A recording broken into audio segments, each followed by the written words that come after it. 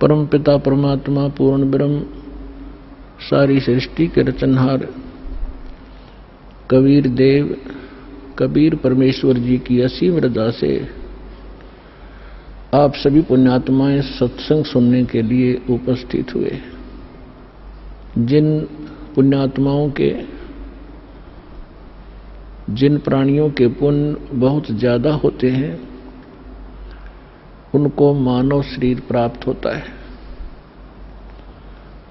मानव शरीर दो प्रकार से प्राप्त होता है। एक तो टर्न वाइज मिलता है। परमात्मा का विधान है कि इस जीव को भले ये कितना ही निकम्मा हो, 84 लाख प्रकार के प्राणियों के कष्टों को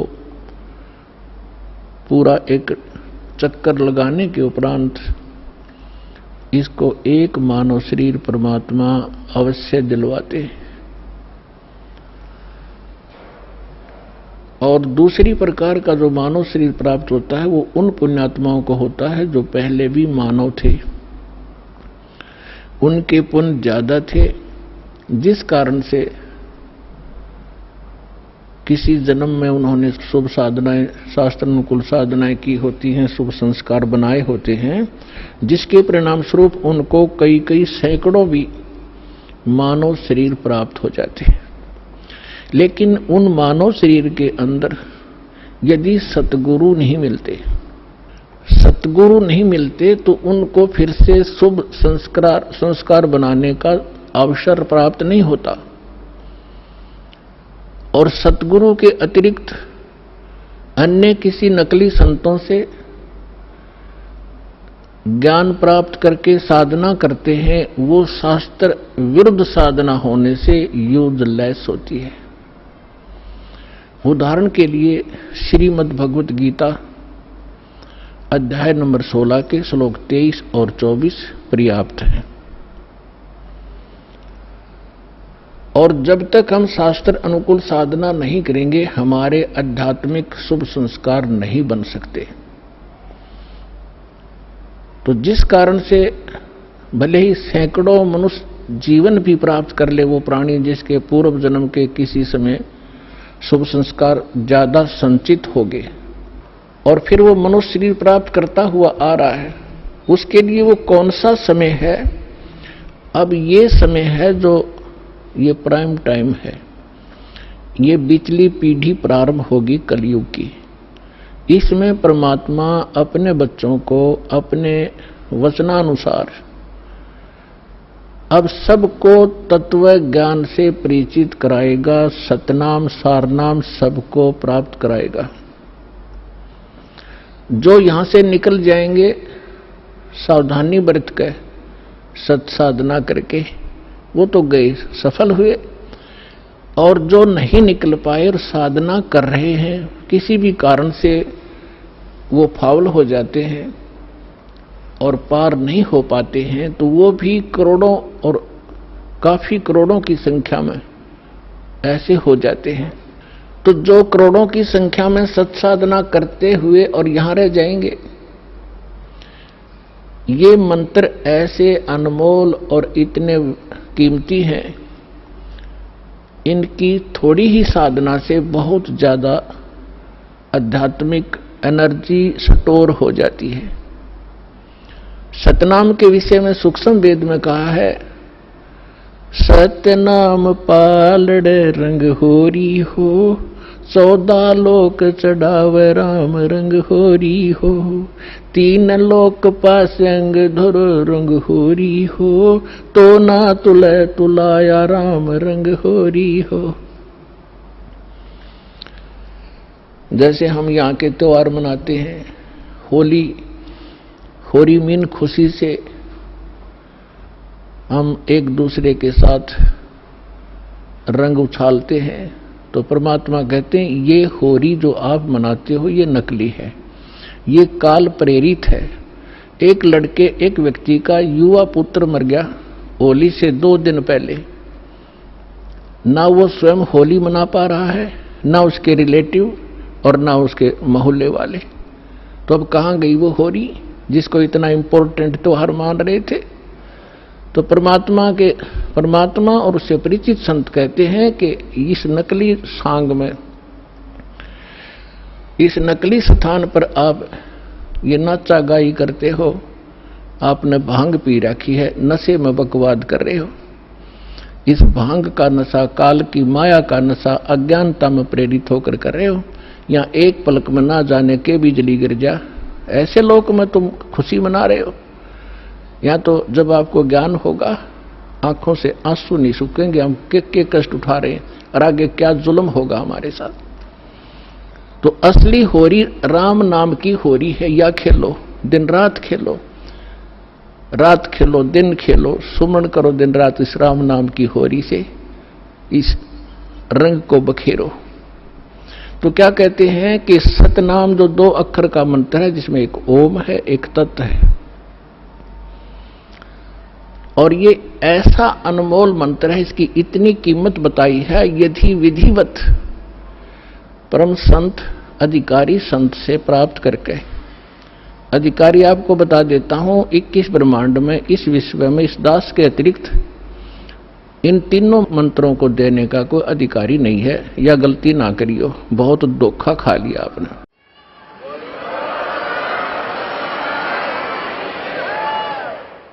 और कोई निकम्मी आत्मा इस दास से मंत्र प्राप्त करके स्वयं संत बनकर ये दान कर रहा है, वो महा अपराधी है भगवान का, और धोखेबाज है, वो डुप्लीकेट बना रहा है, वो पासपोर्ट जो आगे जाके आपको बहुत धोखा देगा। उसको काल का पक्का दूत समझना, उससे आप भी बचना, और जहां तक संभव हो जिसने उनको फंसा रखा है उन भाई बहनों को भी सतर्क करना प्यार से। तो क्या बताते हैं, इस सतनाम के 2 अक्षर के मंत्र का श्वास उश्वास से नाम जपना होता है।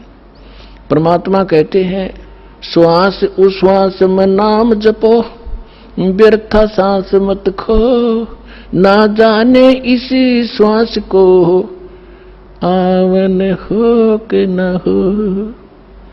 फिर क्या बताते हैं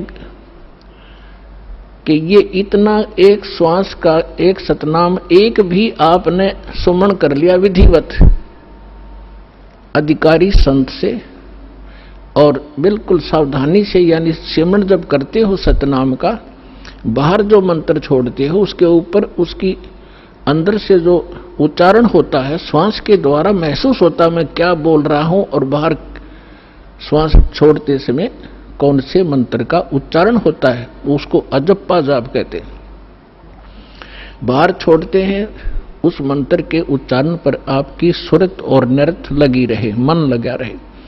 अंदर जौन सा लेते हैं, जो 2 अक्षर में से एक अंदर लेते हैं, उसके ऊपर भी आपका ध्यान रहे। वैसे मतलब नहीं कि हाथ में माला फिरती रहे, सांस चलता रहे और सुमन होता रहे, ये नहीं चलेगा। सुरत नृत और पवन, सुरत नृत मन पवन, ये चारों पदार्थ एकत्रित करने होते हैं। जब श्वास, पवन माने श्वास से सुमन करते हैं, तो उसके ऊपर हमारा सुरत और नृत और मन और श्वास चल ही रहा है, ये पवन, इन चारों को एकत्रित रखना है। तो ऐसे एक सिमरन आपका पूरा हो गया। जल्दी नहीं करे इसमें, ये सहज मार्ग है। कई जल्दी के मारे मन फटाफट खींच दे मीटर सुमरन का, प्यार से करे चाहे थोड़े कर ले, उसकी कीमत होगी। और सिमरन करे ध्यान से, बगैर सुरत नृत लगाए कोई सिमरन हो रहा है, वो काम असफल नहीं होगा। तो ऐसे किया हुआ सतनाम का एक सिमरन की कितनी कीमत बताई है पुण्यात्माओं। जिस व्यक्ति ने कभी लाल सुना ना हो, हीरा देखा भी नहीं हो, उसकी कीमत का पता ना हो, सुना भी ना हो, और उसको कोई एक पत्थर दिखावे कि ये एक चमकीला पत्थर जो आपको नजर आ रहा है, ये करोड़ रुपए का है। अब सामने वाले ने कभी ये देखा नहीं, कभी उसका व्यवहार उससे पड़ा नहीं, तो वो मानने या ना मानने पर उसकी कीमत ज्यों की त्यों है। इसी प्रकार इस सिमरन की जो दास आपको दे रहा है, ये हीरे हैं। मोती मुक्ता दरसत नाही, ये जग है सब अंदरे, दिखत के तो नैन चश्म इनका फेरा मोतिया बंदरे। चारों युग में मेरे संत पुकारे और कूक कहा हम हेल रे, हीरे माणिक मोती बरसे ये जग चुगता ढेल रे। परमात्मा ने कहा कि मैं चारों युगों में आया हूं। सतयुग में सतसुकृत नाम था मेरा, और त्रेता में मुनिंदर, द्वापर में करुणा में, और इस कलयुग में कबीर नाम से मैं आया हूं। तो चारों युगों में मैं आया हूं। और परमात्मा का विधान वेदों से आपको बहुत बार बताया है कि वो परमात्मा कैसी लीला करता है। ऊपर रहता है सतलोक में, सह शरीर मनुष्य सदृश्य है, वहां राजा के समान एक सिंहासन पर विराजमान है। वहां से गति करके आते हैं या अच्छी आत्माओं को मिलते हैं, उनको अपने से परिचित कराते हैं सचखंड सतलोक ले जाके, फिर उनको वापस छोड़ते हैं। फिर वो परमात्मा से परिचित महापुरुष परमात्मा के उस यथार्थ ज्ञान को संसार के अंदर फैलाते हैं, और परमात्मा स्वयं भी वही काम करने के लिए आते हैं। एक कवियों की तरह लोकोक्तियों के माध्यम से अपने ज्ञान को प्रचार करते हैं। तो क्या बता रहे हैं? चारों युग में संत पुकारे कूक कहा हम हेल रे, हीरे माणिक मोती बरसे ये जग चुगता ढेल रे।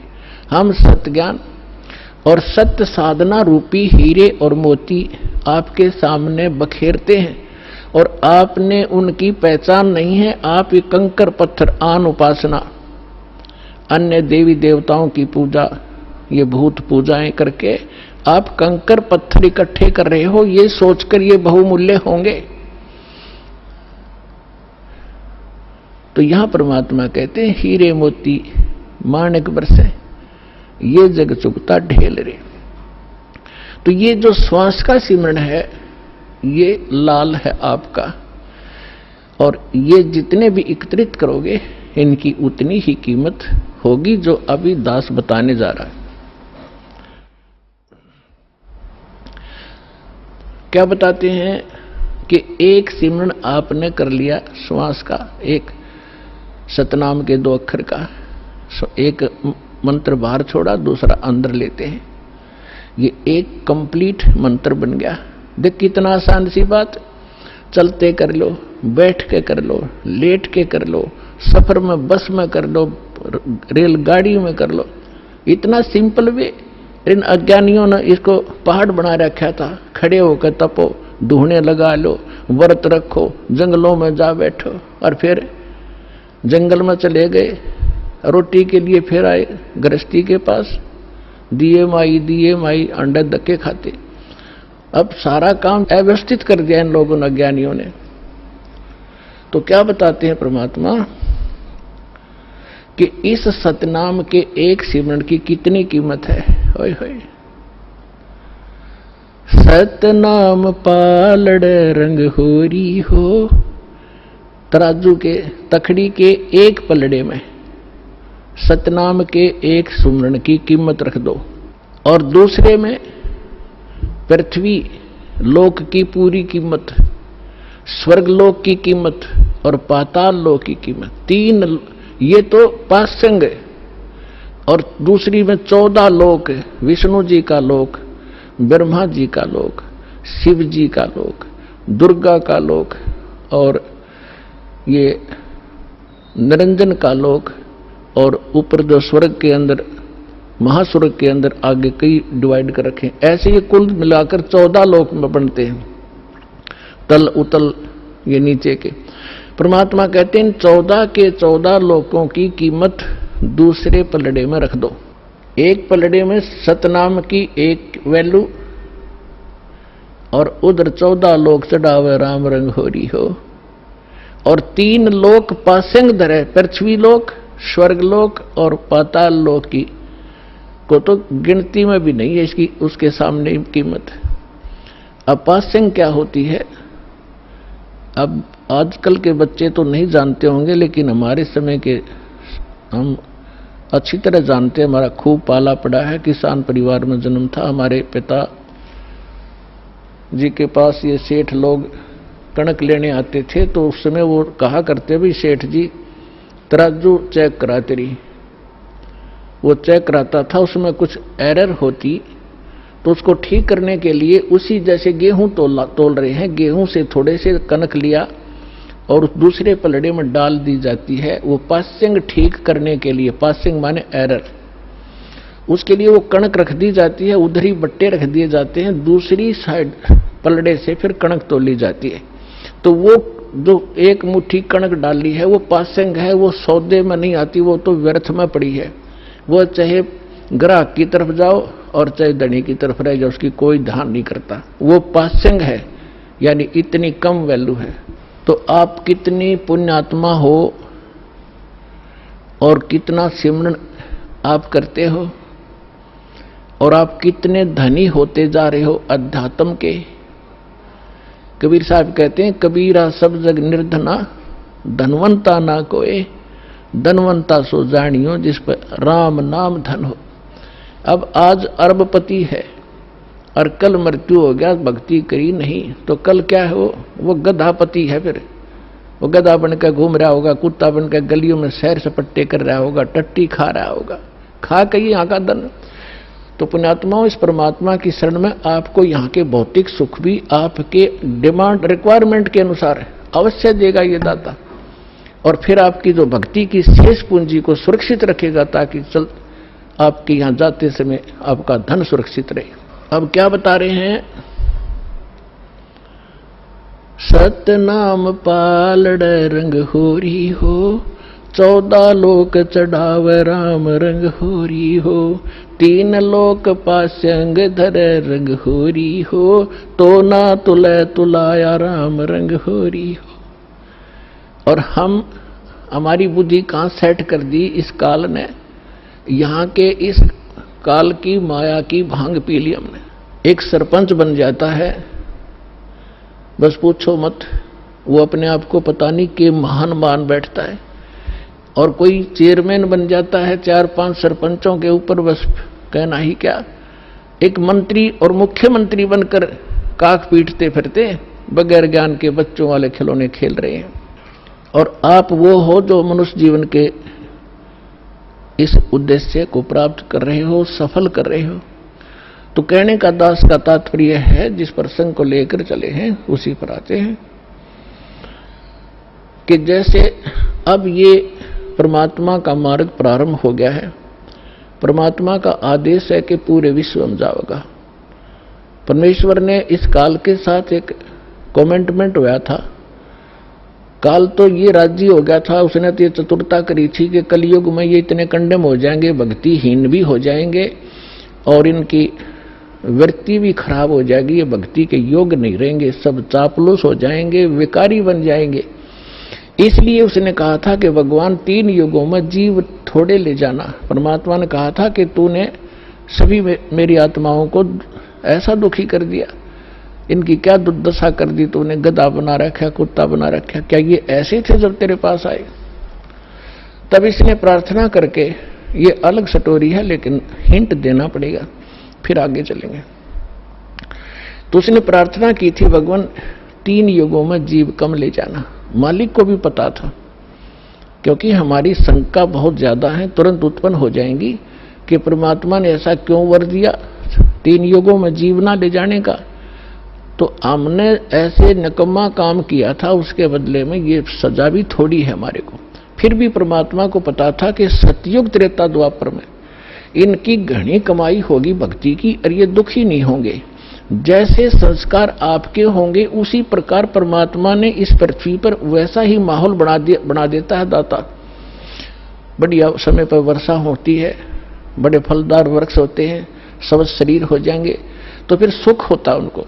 और सुख में भगवान की भक्ति प्राणी फॉर्मेलिटी करता है, और दुखी प्राणी जब हो जाता है तब उसका दुख संकट निवारण हो जाता है। फिर उसको बताया जाता है यदि आपने फिर से भक्ति छोड़ दी तो वो कष्ट फिर आ जाएगा, तो कभी नहीं छोड़ेगा, आजीवन भक्ति करेगा और वो सफल हो जाएगा। और सतयुग त्रेता द्वापर में ये जीव घना दुखी नहीं होता, शरीर मजबूत होता है, लंबी आयु होती है, खूब ठीक सा इसका जो है बना रहता है व्यवहार। तो उस मालिक को मालूम था कि ये भक्ति नहीं करेंगे, क्योंकि सभी भक्ति करते थे लेकिन शास्त्र विरुद्ध करते रहे।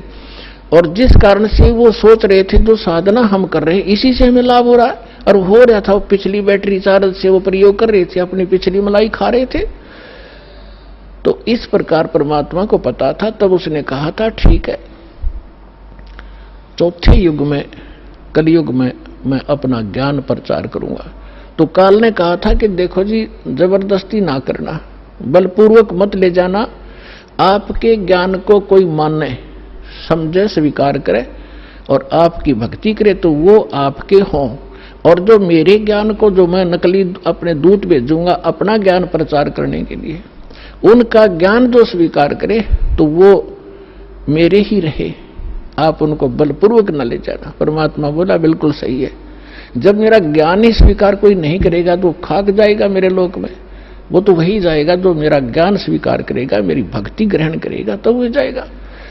तो काल ने, जब परमात्मा ने स्वीकृति दे दी, तब काल ने कहा था कि बेशक, अब परमात्मा आए थे जोग जीत नाम से, कि जाओ जोग जीत संसारा, जीव न माने कहा तुम्हारा, जीव तुम्हारा कहा न माने, हमरी ओढ़ हो बाद बखाने। फिर कहा था द्वादश पंथ करूं मैं साजा, नाम तुम्हारा ले करूं आवाजा, द्वादश पंथ नाम जो ले ही हमरे मुख में आन समोई, और अनेक पंथ चलाऊं या विद जीवों को भरमाऊं, देवल देव और पितृ धाम पुजवाऊं, और जब ऐसे नकली जब तब सबके मन लाऊं, और जाओ जोग जीत संसारा, जीव न माने कहा तुम्हारा, जीव तुम्हारा कहा ना माने, हमरी ओढ़ हो बाद बखाने। मेरे वकील बन के खड़े हो जाएंगे, तू रामकृष्ण को कैसे भगवान नहीं मानते हो, क्या कर रहे हो। तो परमात्मा ने कहा था कि अब मेरी भी सुन ले दो बात। चौथा युग जब कलयुग आई, तब हम अपना अंश पठाई, काल फंद छूटे डर लोई। जो जितने तू बकवास कर देगा, जितने तू भ्रमित करेगा, बंधन बनाएगा, काल फंद छूटे नर लोई, सकल सृष्टि परवानी खोई। ये परमात्मा का वचन है बच्चों, कोई डूम भाट के गीत नहीं है, समर्थ के वचन है। कि कहते हैं कलयुग बीते 5500 पाचा, तब ये वचन मेरा होगा साचा, और कलयुग बीत जावे जब एता, सकल सभी प्राणी और परम पुरुष पद चेता। परमात्मा ने कहा था कि जब चौथा युग कलयुग आएगा तब मैं अपना अंश भेजूंगा, और उस समय काल के सारे फंद, तेरे सारे दाव पेच, ये अज्ञान को काट दिया जाएगा, और सकल सृष्टि उपदेशी होगी, नाम लेवेगी।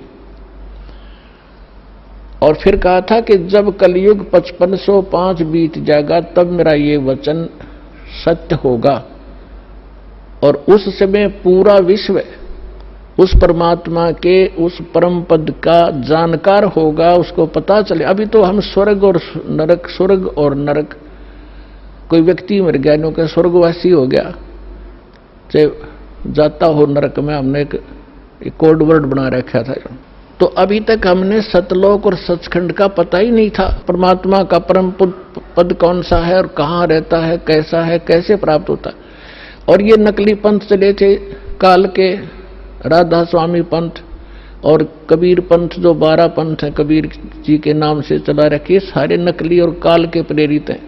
इनमें ना सत्य ज्ञान है, ना सत्य साधना है। तो अंडरस्टूड है, जानना ज्ञान सत्य है, ना वहां नाम साधना सत्य है, तो क्या है वो तो खोखा है, नकली है, डुप्लीकेट सारे।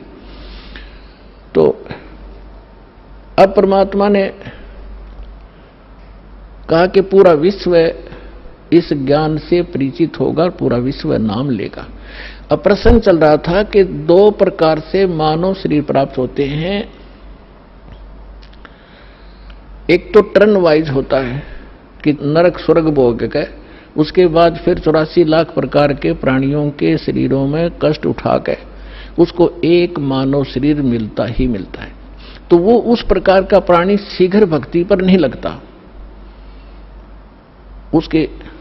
उसके अंदर एक ऐसा गुण होता है, अवगुण होता है, वो बहुत ही देर से, बहुत समय लगेगा उसमें, लेकिन मालिक की दया, जो दास ने कल उदाहरण दिया था उस तरीके से उसके ऊपर असर होता है। वो भी तरीका मालिक उन बच्चों के लिए भी अपनाएगा अब। लेकिन जो बता रहा दास के एक पिछले संस्कारों से पुनर्जन्म होते रहते मानव के, उसके लिए अभी तक दास या भूमिका बना रहा है, ये समझाने के लिए आपको कि जैसे आप जी को प्रथम मंत्र दिया जाता है। पहले परमात्मा ने इस प्रथम मंत्र में केवल ये बीच वाले 5 नाम ही दिए जाते थे, और ये काल के पंथ जो राधा स्वामी पंथ और इससे निकले हुई जितनी शाखाएं हैं, ये 5 नाम देते हैं। और वो कौन से नाम? पांचों काल के, यूजलेस, ओंकार, निरंकार, ज्योत निरंजन, सो हमर सतनाम। सतनाम कोई जाप है? ओंकार निरंकार ये कोई जाप है? ये 5 नाम थे जो दास आपको प्रथम मंत्र में बीच के 2 फर्स्ट एंड लास्ट को छोड़कर, ये पहले नहीं दिया जाता था, इसलिए इसको अभी तक गुप्त रखा था। ये कंप्लीट कोर्स है। और वो बीच वाले जो मंत्र हैं वो आपको संसारिक सुविधा यहां की उपलब्ध कराएंगे, क्योंकि उनका टैक्स देंगे। ये पूजा नहीं, साधना है। साधना और पूजा में अंतर होता है। जैसे हम पूजा करते हैं परमात्मा को पाने की, तो हम परमात्मा को पाने के लिए जो भी प्रयत्न करते हैं वो साधना है। जैसे हमने, हमारा पूज्य है जल, हमने जल प्राप्त करना है, तो जल प्राप्त करना जमीन के अंदर है, तो हमारा जो पूज्य है, इष्ट है, वो है जल। और उसके पाने के लिए, जल प्राप्त करने के लिए जो भी हम क्रिया करते हैं, बोकी लगाते हैं, पाइप डालते हैं, फिर हैंडपंप लगाते हैं, तो वो हमारी साधना है, वो पूजा नहीं है। उसको पाने के लिए जो हमारा पूज्य है, हमारा जो इष्ट है, वो तो जल है, उसके लिए जो प्रयत्न किया गया वो साधना है और वो पूजा है उसको पाने की। तो इस प्रकार इसको पूजा और इसको समझना। हमारी आस्था तो जल के अंदर है, उन इंस्ट्रूमेंटों में थोड़ी है, और उनके बिना वो मिले नहीं। तो इसी प्रकार ये जो प्रथम मंत्र आपके दिए जाते हैं ये साधना है।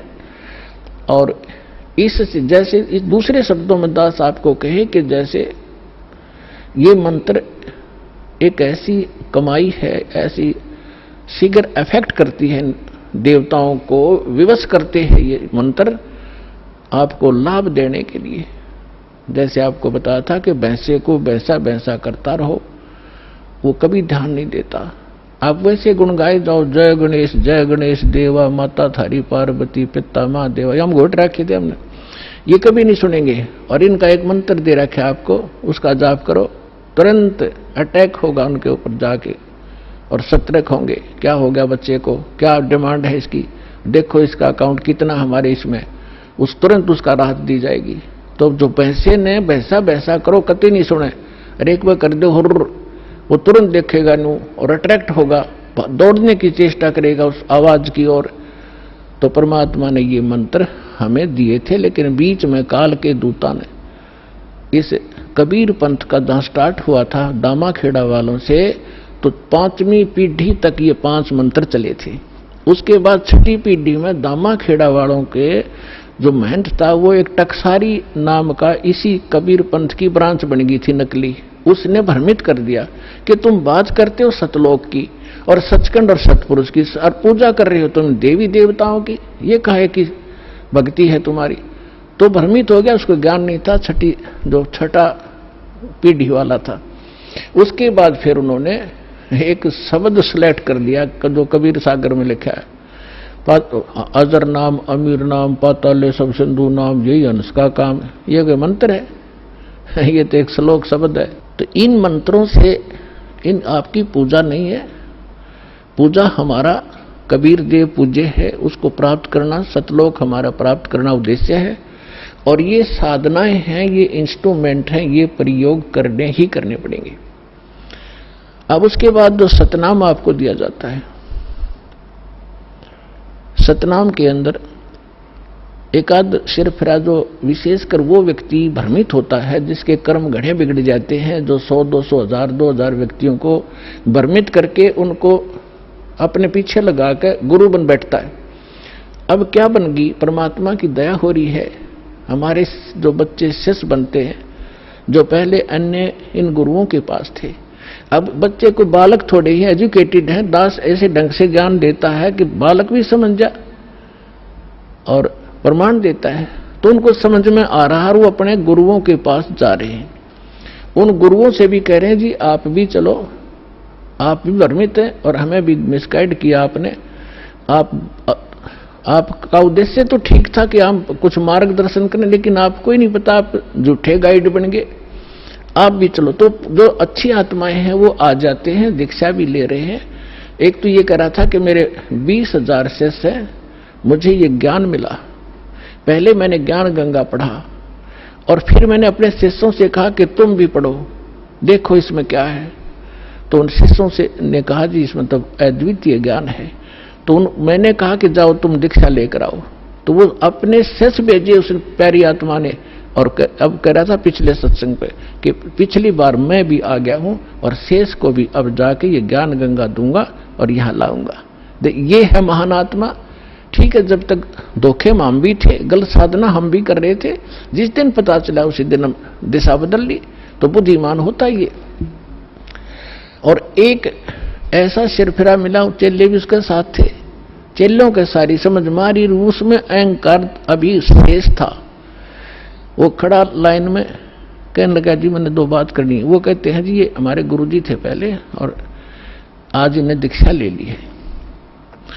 अब वो प्रथम दीक्षा ले ली, द्वितीय दीक्षा ली जब उसने कहा कि ये क्या है, ये वही मंत्र है, उल्टे सुल्टे करके दे रहे हो, ये कोई सतनाम हुआ।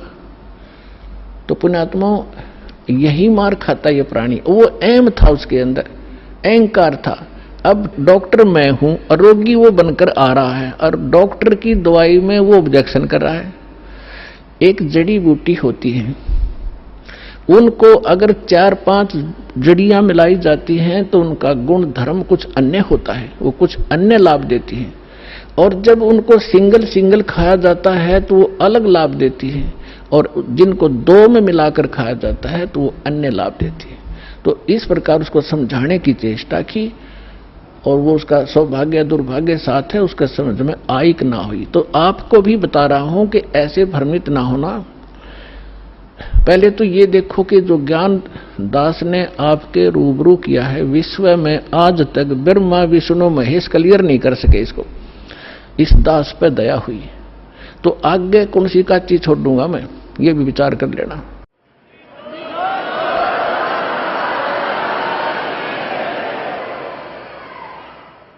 और फिर ये साथ साथ एक पॉइंट को क्लियर करने के लिए 6 उदाहरण देता हूं, ऐसे मजबूत जो हलाए नहीं हिल सकते। यही मंत्र किस किस ने जाप किया? आदरणीय धर्मदास साहिब जी ने यही 2 मंत्र का अक्षर का नाम यही जाप किया, आपके रूबरू कर रखा है। नानक साहिब जी परमात्मा से सीधे मिले, परमात्मा उनको बेई नदी पर जिंदा महात्मा के रूप में सचखंड लेकर गए और फिर उनको वापस छोड़ा। तीसरे दिन अदृश्य रखा और फिर उन्होंने कौन सा नाप जाप किया? उनकी समुद्र की साखी परमात्मा जो बाला वाली जो साखियां हैं, जन्म साखी, उसके अंदर एक समुद्र की साखी है। उसमें एक कथा है कि एक समय बाला और मर्दाना नानक साहिब के साथ रहा करते थे अधिकतर। उन्होंने एक दिन प्रार्थना की, गुरुदेव हम श्रीलंका जाना चाहते हैं, देखना चाहते हैं, दया करो। उन्होंने कहा आंखें बंद करो। आंखें बंद करके खोली तो समुद्र के किनारे खड़े थे। नानक साहिब जी ने कहा कि आओ मेरे साथ साथ समुद्र के ऊपर चलेंगे और वाहेगुरु बोलते रहना। तो ऐसे चल पड़े जैसे थल पर चलते हैं, आगे आगे नानक देव जी, पीछे वो दोनों बच्चे बाला और मर्दाना। तो नानक साहिब जी ने, वैसे तो सिमरन श्वास से करना होता है, उन्होंने जानबूझ के झटका देना था क्योंकि परमात्मा का सख्त आदेश था, धर्मदास मेरी लाख दुहाई। और ये मूल ज्ञान अभी कई बार जाई, ये सार नाम और सतनाम अभी किसी को देना नहीं तो नकली पंथों के हाथ लग जाएगा। और जब मेरा दास आवेगा वो कैसे भिन्नता बताएगा, ये सारी विचलित हो जाएगी कहानी। हमारा सारा जो है ना काम बिगड़ जाएगा और काल का फिर से दाव लग जाएगा। मेरे बच्चे मुझे पहचान नहीं सकेंगे। तो वो महापुरुष थे, जैसे वेद में लिखा है कि दृढ़ भक्त को मिलते हैं, वो आकर के अपना ज्ञान देते हैं। तो दृढ़ भक्त थे नानक साहब जैसे, उन्होंने कभी किसी सिख को ये नाम नहीं दिया सतनाम, बल्कि सख्त एक ऐसा झटका दे दिया कि सब घबरा गए कि इस मंत्र को छूना नहीं है। नानक साहब जी ने उच्चारण करके ये 2 अक्षर का मंत्र जाप करना शुरू कर दिया। मर्दाना ने सोचा कि गुरुजी तो सतनाम जाप कर रहे हैं 2 अक्षर का, जिसमें एक ओम है, एक तत् है, तो क्यों ना मैं भी जाप करूं। मर्दाना फिर वो 2 अक्षर का मंत्र जाप करने लगा, तो वो लगा डूबने। नानक साहब जी ने देखा, तब नानक जी ने कहा कि भाई तो वो ये जाप कर जो मैंने तेरे को बोला है, ये मंत्र मत कर। तो फिर वो वाहिगुरु कहने लगा, फिर ठीक हो गया। कहने का भाव ये है कि नानक जी तो वो 2 अक्षर का नाम जाप कर रहे थे और शिष्य को मना किया। क्यों किया? वो परमात्मा के प्यारे बच्चे थे, उनको मालूम था कि यदि आज ये डिस्क्लोज हो गया तो बट्ठा बैठ जाएगा। आज तक किसी सिख को इस सतनाम की भनक भी नहीं है, ना वो ग्रंथ साहिब में रखा, अलग अलग स्थानों पर रख दिया, लेकिन सीधा नहीं रखा, और वहां से प्रमाणित हो गया।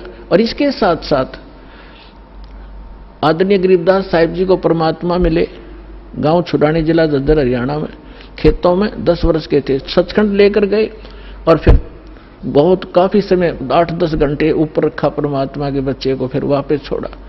उसने परमात्मा से परिचित होकर अपनी अमृतवाणी में दास उसी गरीबदास पंथ से आगे बढ़ा है। उसमें गरीबदास पंथ में यह मंत्र नहीं है सतनाम का, और के में बकवास करते हैं, ओम भागवते वासुदेव नमः, कोई करता है, कोई कुछ करता है, कोई सतगुरु, ये मंत्र नहीं है। और ग्रंथ साहिब गुरु गरीबदास जी के ग्रंथ साहिब के अंदर प्रमाणित है ये मंत्र। ऐसे ही नामदेव जी को परमात्मा मिले थे, उसको भी यही मंत्र दिया था 2 अक्षर का। पहले वो अकेला ओम नाम जाप करते थे, फिर उनको समझाया कि ओम तो ब्रह्म तक का जाप है, ये तो असंख्य जन्म तक जाप कर लिया आपने, और यहीं भटकते रहते हो, ब्रह्म लोक में चले जाते हो, वहां से फिर वापस आ जाते हो। नामा छिपा ओम तारी, पीछे सो हम भेद विचारी, सार शब्द पाया जद लोई, आवागमन बोर ना होई। तो कहने का भाव ये है दास का कि ये मंत्र जो है, इस भ्रमणा में ना रहना, अब बड़ी बनाई बात ने बिगाड़ियो मत, मुश्किल से सिरे चढ़ी है यह कहानी। कितने संकट झेलने पड़े हैं, दास ने जेल तक जाना पड़ा, झूठे मुकदमों को फेस कर रहे हैं। कोई बात नहीं, परमात्मा हमारे साथ है। हमारा एक बार ज्ञान निखार हो जा, फिर चाहे फांसी दे दियो मेरा, एक बार परमात्मा का ज्ञान उसके बच्चों तक पहुंच जा।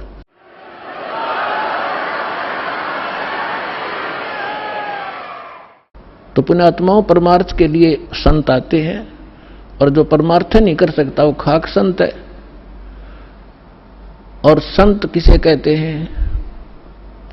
सतगुरु उसे कहते हैं। सतगुरु के लक्षण कहूं, मधुरे बैन विनोद, 4 वेद 60 शास्त्र वो कहे 18 बोध। सतगुरु होगा जो इन सदग्रंथों से ज्ञान दे और प्रमाणित ज्ञान हो। अब जो प्रसंग चल रहा है कि जैसे अब आप जी नियमित रहे, अब आपको कुछ दिन समस्या रहेगी, क्योंकि अभी हमारे इस ज्ञान का प्रकाश कम हुआ है। घर घर के अंदर विरोध है, गांव गांव में विरोध है, समाज के अंदर विरोध है, क्योंकि इस जगत और भगत के क्रियाओं में और विचारों में सदा से भिन्नता रही है। और इसीलिए कहा है कि जगत और भगत का आपस में विरोध रहा ही है, और ये रहेगा भी। जब तक जगत को आप जैसा ज्ञान नहीं होगा तो वो विरोध करेंगे ही करेंगे, स्वाभाविक है, उनको अच्छा सा नहीं लगता। जैसे यहाँ पहली बार कोई व्यक्ति आता है और दूसरा आके प्रणाम करता है, वो खड़ा खड़ा देखता रहता है, ये क्या कर रहे हैं यहाँ पर, उसको अच्छा सा नहीं लगता, क्योंकि वो तो अहंकार में कोई छोटी मोटी पोस्ट हो तो उसने तो भारी बात हो जाती है, कैसे लंबा लेटूं। ये होता उनमें जो भक्तिहीन होते पिछले जन्म के, और पिछले जन्म के भक्ति युक्त प्राणी होते हैं, चाहे कितना बड़ा अधिकारी हो तुरंत समर्पित हो जाता है। वो पिछले संस्कार उसको अपने आप झुका देते हैं। उदाहरण के लिए जैसे सरसों आपने देखा होगा, सरसों जब तक उसकी फलियों में दाने नहीं होते, यानी उसकी कीमती नहीं होती, तब तक वो ऐसे खड़ी रहती है। और जो जो वो पकती चली जाती हैं और वो उनमें वो कीमती बनती जाती है, उनकी वैल्यू बनती है, वो झुकना शुरू कर देती है और इतनी झुक जाती है कि जमीन को छूने की चेष्टा करती है, क्योंकि ईव उनकी कीमत बन गई, वो कीमती हो गए, उनके अंदर वो शक्ति आ गई, वो कीमत बन गई। और जब तक वो यूजलेस थी, वो न्यों खड़ी थी आकड़ी ऊपर ने। तो इसी प्रकार जो पूर्व जन्म के भक्ति युक्त होते हैं, उनका स्वभाव होता झुकने का, वो खड़े रह ही नहीं सकते। उनके अंदर पिछली भक्ति इतनी जबरदस्त होती है। और जो भक्तिहीन होते हैं वो आकड़े रहा आकड़नोक, लेकिन उनमें भी भक्ति बन जाएगी। सत्संग सुनेंगे, भगवान की अमृत वाणी सुनने मात्र से संस्कार शुरू हो जाते हैं। चाहे वो घर पर सुन रहा है मालिक दास के वचन, किसी टीवी पे, या अपने किसी इस सिम के अंदर, या इस चिप के अंदर से जो सत्संग सुनते हैं, वो भी संस्कार भरने शुरू हो जाते हैं, उसमें वजन बनना शुरू हो जाता है। फिर धीरे धीरे यहाँ भी आता है, फिर सत्संग सुनता है, यहाँ जो है प्रणाम करता है, फिर उसके अंदर वो भक्ति संग्रहित होकर अपने आप झुकना उसका स्वभाव बन जाएगा। फिर उसको बुरा लगेगा तो झुका नहीं का, प्रणाम नहीं करेगा तो उस पर कह नहीं जा।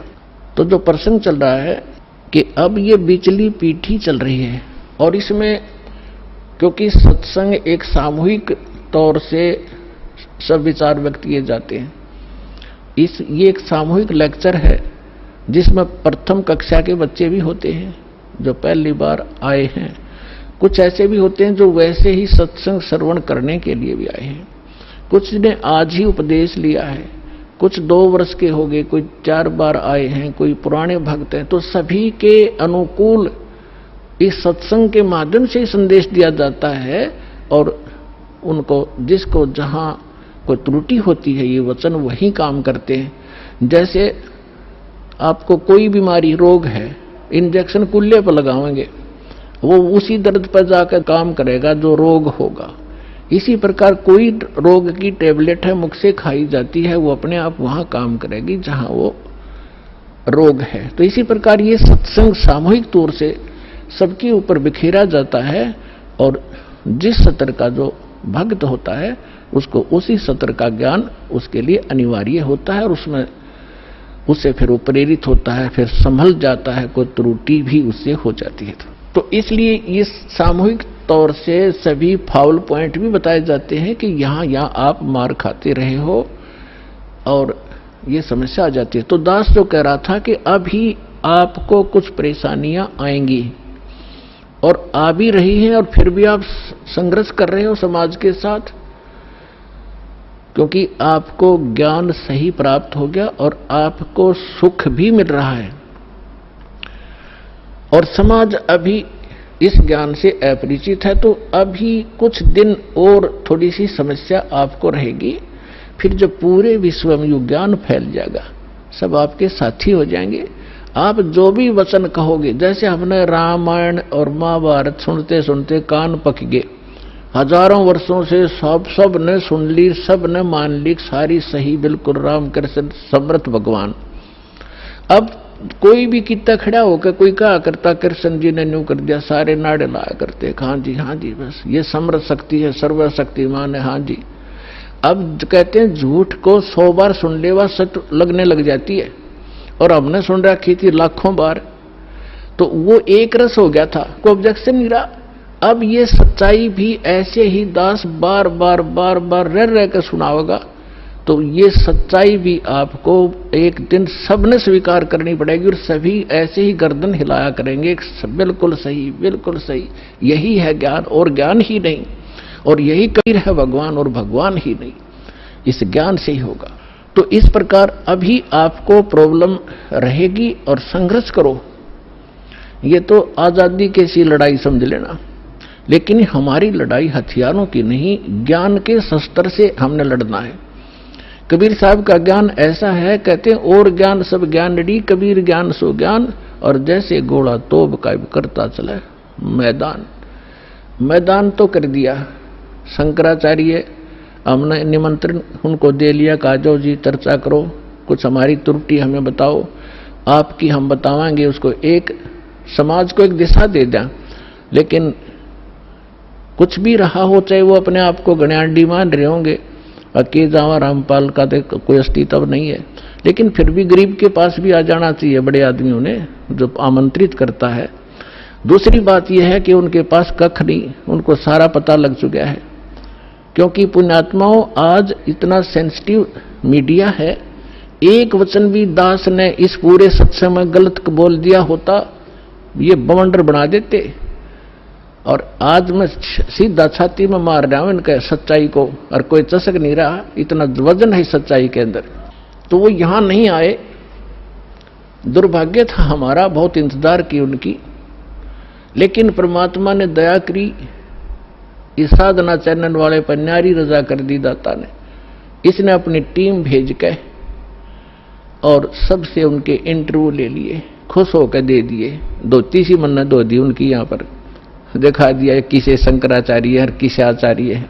तो पुण्यात्माओं, कहने का भाव यह है कि जब तक ये पूरे विश्व में एक रस नहीं होगा, तब तक थोड़ा सा विरोध बना रहेगा, और उसमें आपने घना सावधान रहना पड़ेगा कि आपका नाम खंडित ना हो।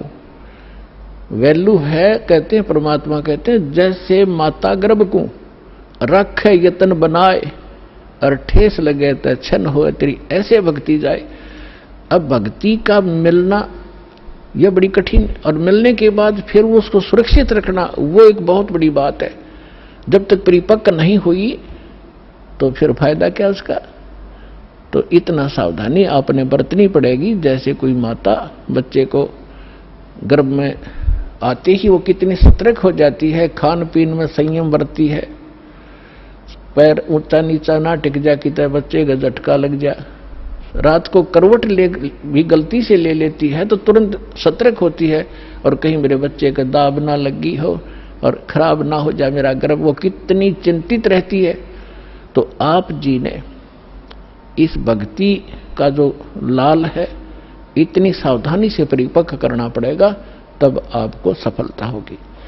इसमें फाउल पॉइंट है, आन उपासना नहीं करनी, संसारिक व्यवहार के जो भी कार्य हैं, जो भक्ति परमात्मा की मर्यादा को भंग करते हैं, वो नहीं करने, और फिर आप सफल हो जाओगे। तो अभी थोड़ी सी कठिनाई आपको चल रही है, घर घर में विरोध चल रहा है। पति ने नाम ले लिया, पत्नी नहीं मानती, मैं तो सारी पूजा करूंगी, तो कैसे ऐसा क्या कर रहा है। पत्नी ने ले लिया तो पति दुखी करता है। तो धीरे धीरे ज्ञान से क्या होगा, ये ज्ञान ऐसा है कि आप घर पर चलाओगे और बच्चों पर भी असर करेगा।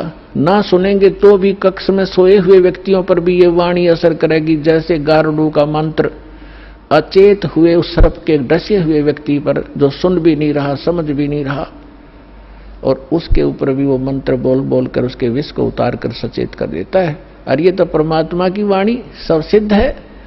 ये तो अपने पशु पक्षियों के ऊपर भी ये वाणी जा रही है, उनको भी, उनके भी पाप डाउन हो रहे हैं। ठीक है, उनके पाप गणे हैं, इसलिए पशु योनि मिली, तो वो पाप घटते रहेंगे। जैसे कपड़ा किसी का ज्यादा मैला है, हो गया है, मैल हो गया है, तो वो कई बार साबुन लगाने से स्वच्छ होगा, उज्जवल हो जाएगा। और जिसका थोड़ा मैला है, एक दो बार साबुन लगाने से उज्जवल हो जाता है। तो ये साबुन है, परमात्मा का जो ज्ञान है, सत्संग है, वचन है, ये साबुन और जल दोनों का काम करता है। तो धीरे धीरे ये सत्संग जिस घर में चल रहा है, पड़ोसियों तक भी असर होगा आपका, और आपके घर के पशु पक्षियों पर भी इसका प्रभाव पड़ेगा। आपके घर कोई पशु पक्षी भी रह रहा है, उसके ऊपर भी धीरे धीरे उसके अंदर ये वाणी का जो ज्ञान यज्ञ का पुण्य उसमें संग्रहित होगा। और कुछ ऐसे पाप हैं जो ज्ञान यज्ञ से ही खत्म होते, और उसका विकल्प ही नहीं है।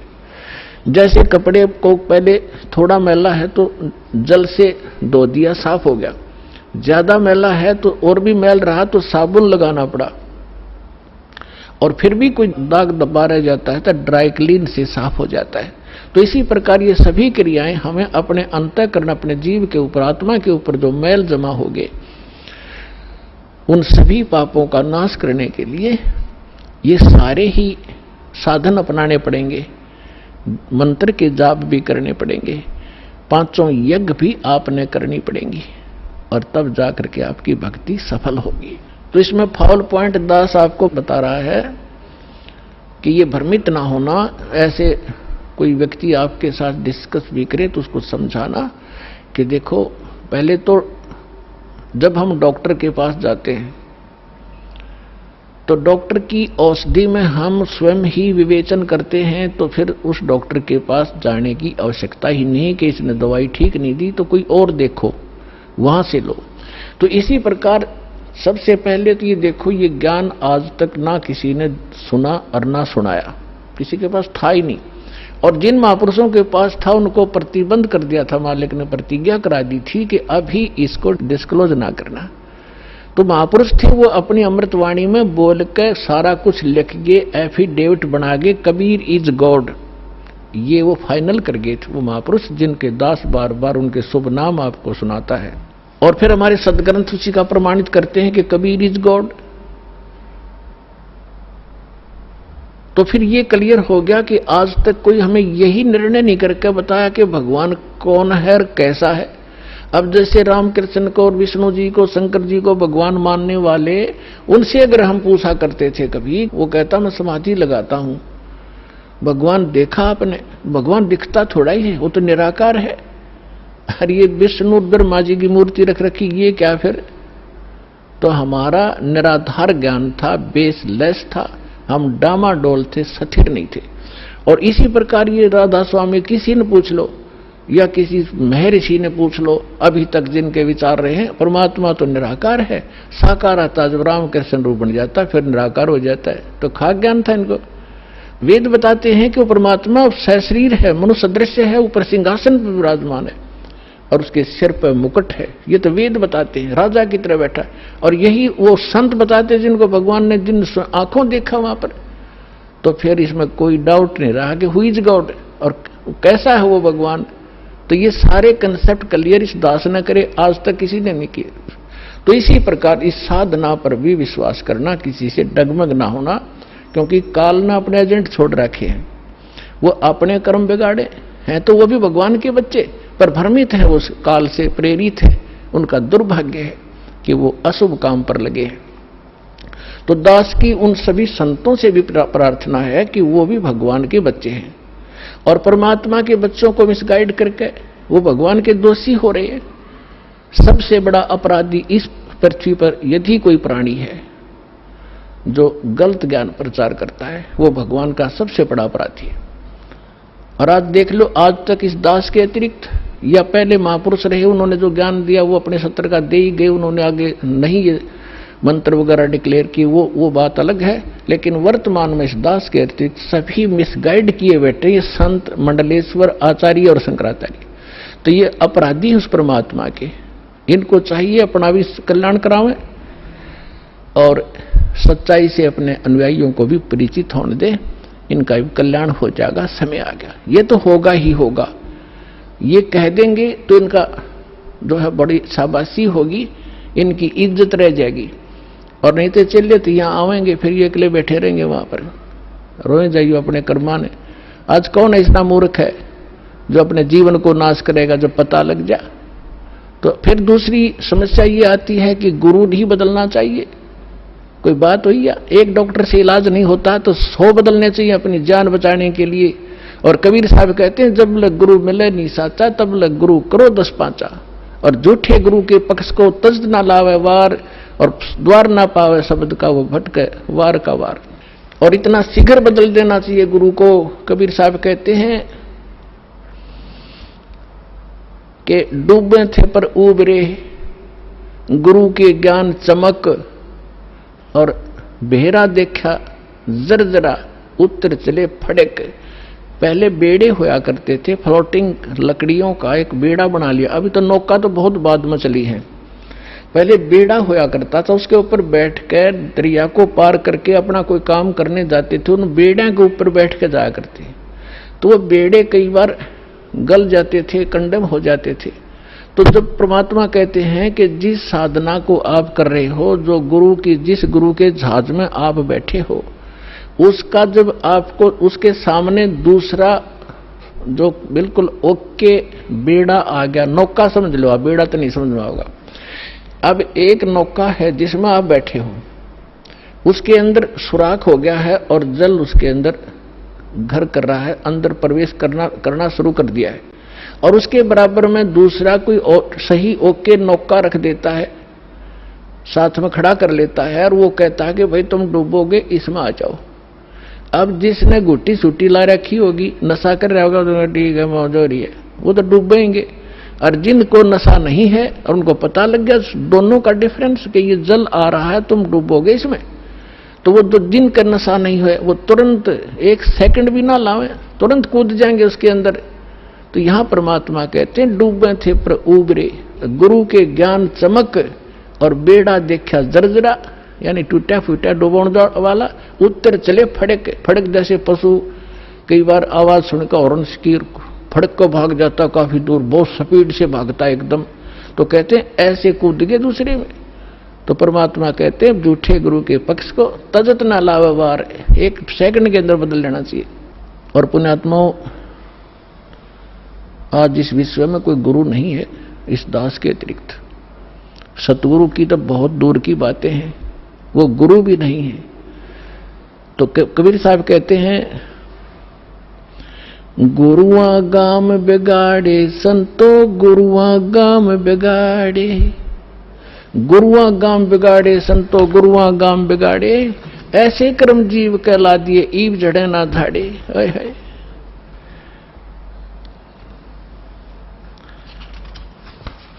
अब परमात्मा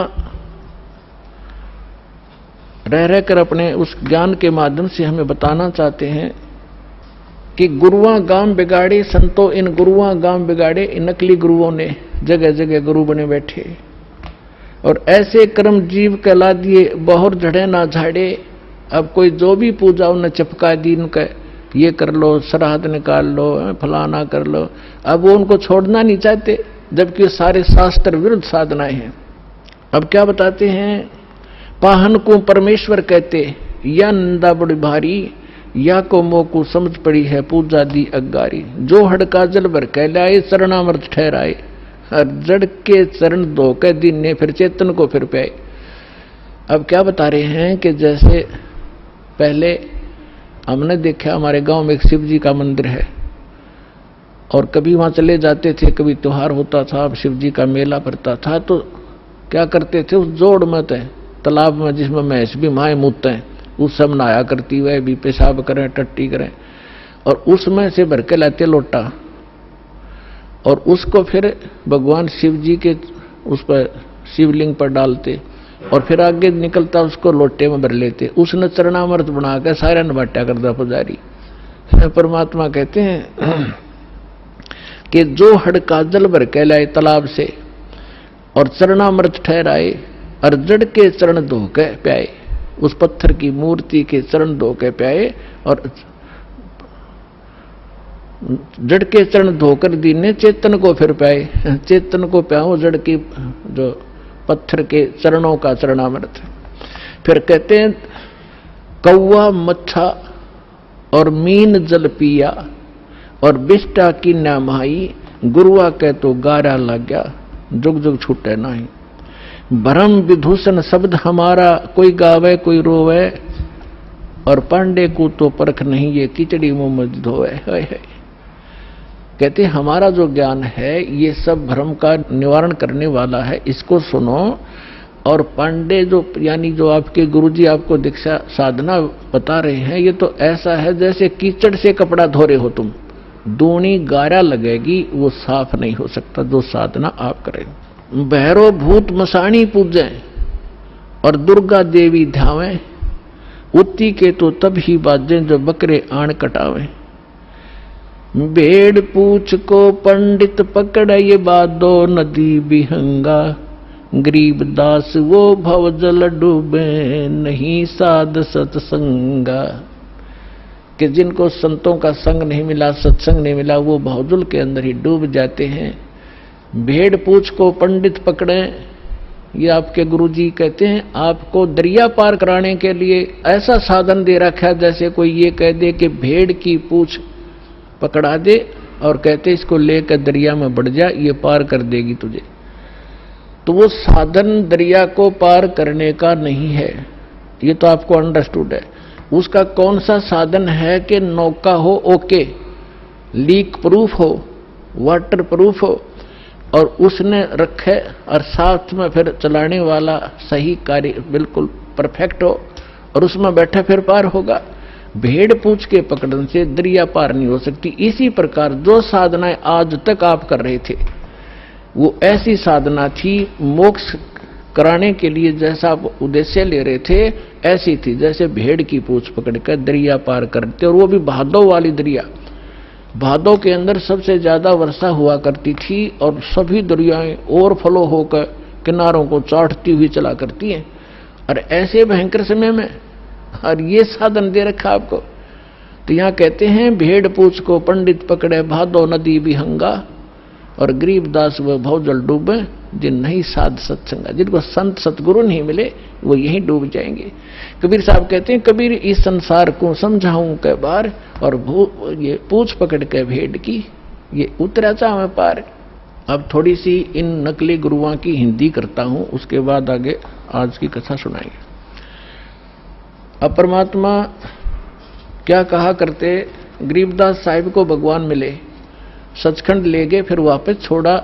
और परमात्मा ने पहले कहा था कि 12वां पंथ जब गरीबदास 12वें पंथ का जो संचालक होगा, प्रवर्तक, उसके माध्यम से मेरी वाणी पुनः प्रकट होगी, मेरा ज्ञान दूंगा। और बीच में जैसे 600 वर्ष पहले कबीर साहब जी ने धर्मदास जी को जो ज्ञान दिया था वो कबीर सागर में लिपिबद्ध हुआ। तो परमात्मा ने पता था कि बीच में काल के दूत इसमें कोई ना कोई गड़बड़ करेंगे। आप एक अनुराग सागर है, कबीर सागर का एक चैप्टर है, तो ये कबीर पंथी विशेषकर उस अनुराग सागर को ही घसीट रहे थे।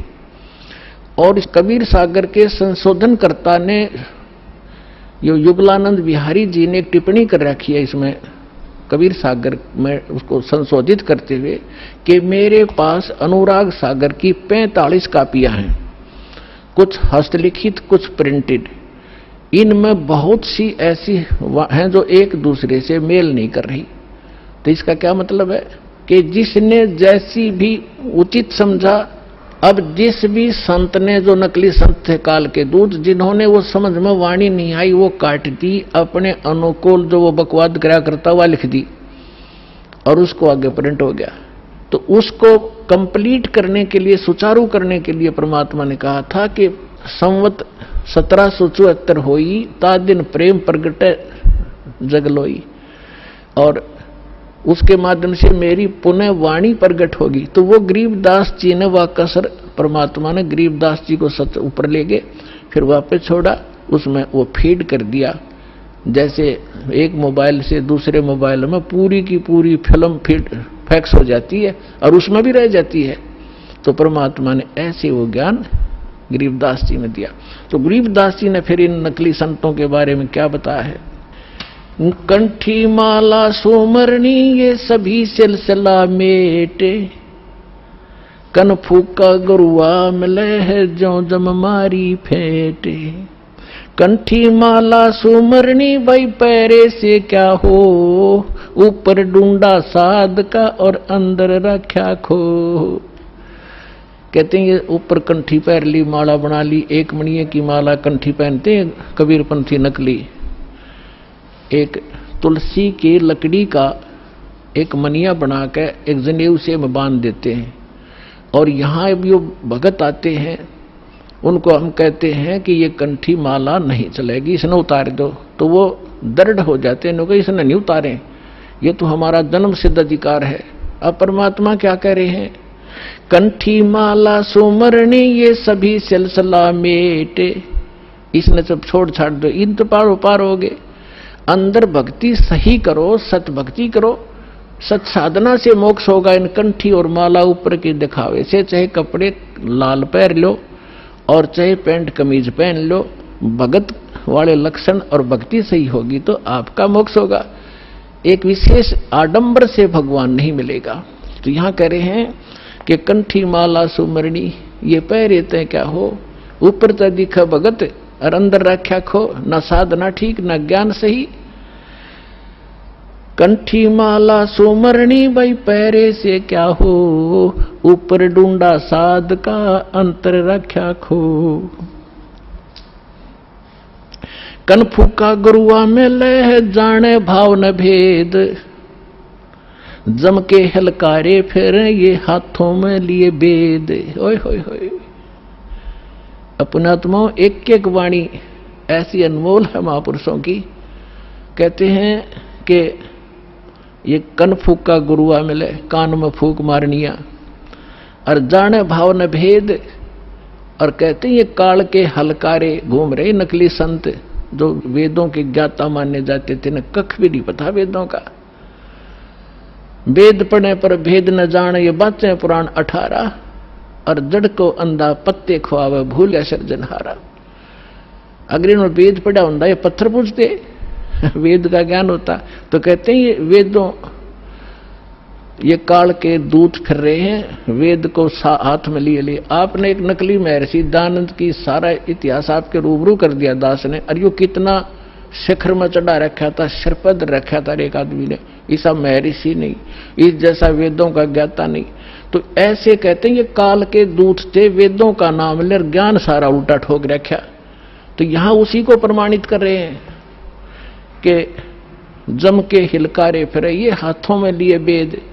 जहां भी आप महर्षि दयानंद की फोटो देखोगे वेद पहले दर रखे, उसमें चारों दणी संठे काले रखा था, लिखे लिखाए भी सना हो जैसे, और कक का पता नहीं उस आदमी ने। तो पुण्यात्माओं आज तक ये में बिजली गिर रही थी।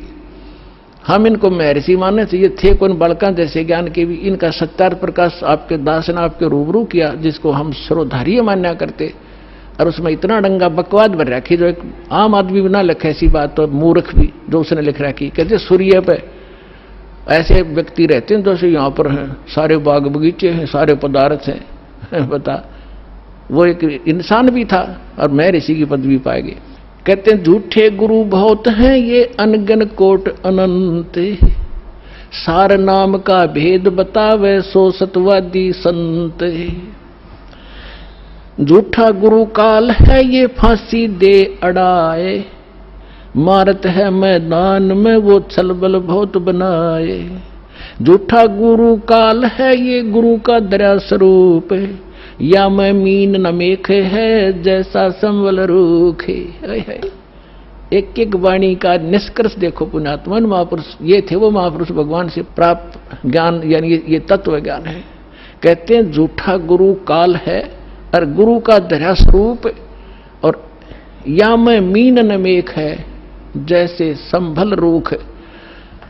अब जैसे एक संभल का पेड़ होता है, संभल, और संभल के पेड़ पे ये तोता जो होता है, तोता ये वृक्षों को सिलेक्ट कर लेते हैं कि ये वृक्ष, देखते रहते हैं, ताक में रहते हैं कि ये पौधा उगा है, ये पेड़ बनेगा और फिर इसके फल खाऊंगा।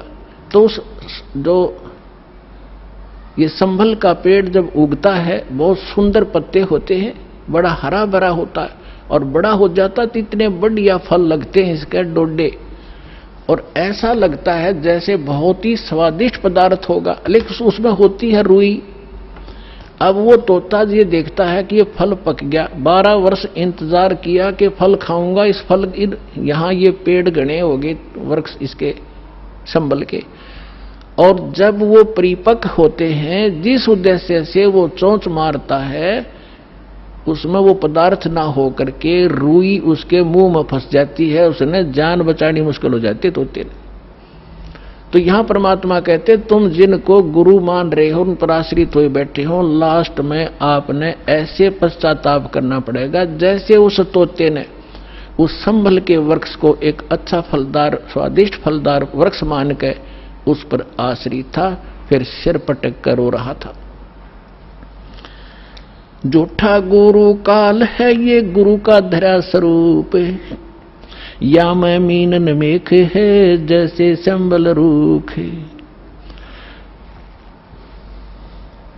फिर क्या बताते हैं, कान चिराए क्या हुआ ये कर कंकन मन पाल, मुद्रा पैरें क्या हुआ सिर फोड़ेगा काले।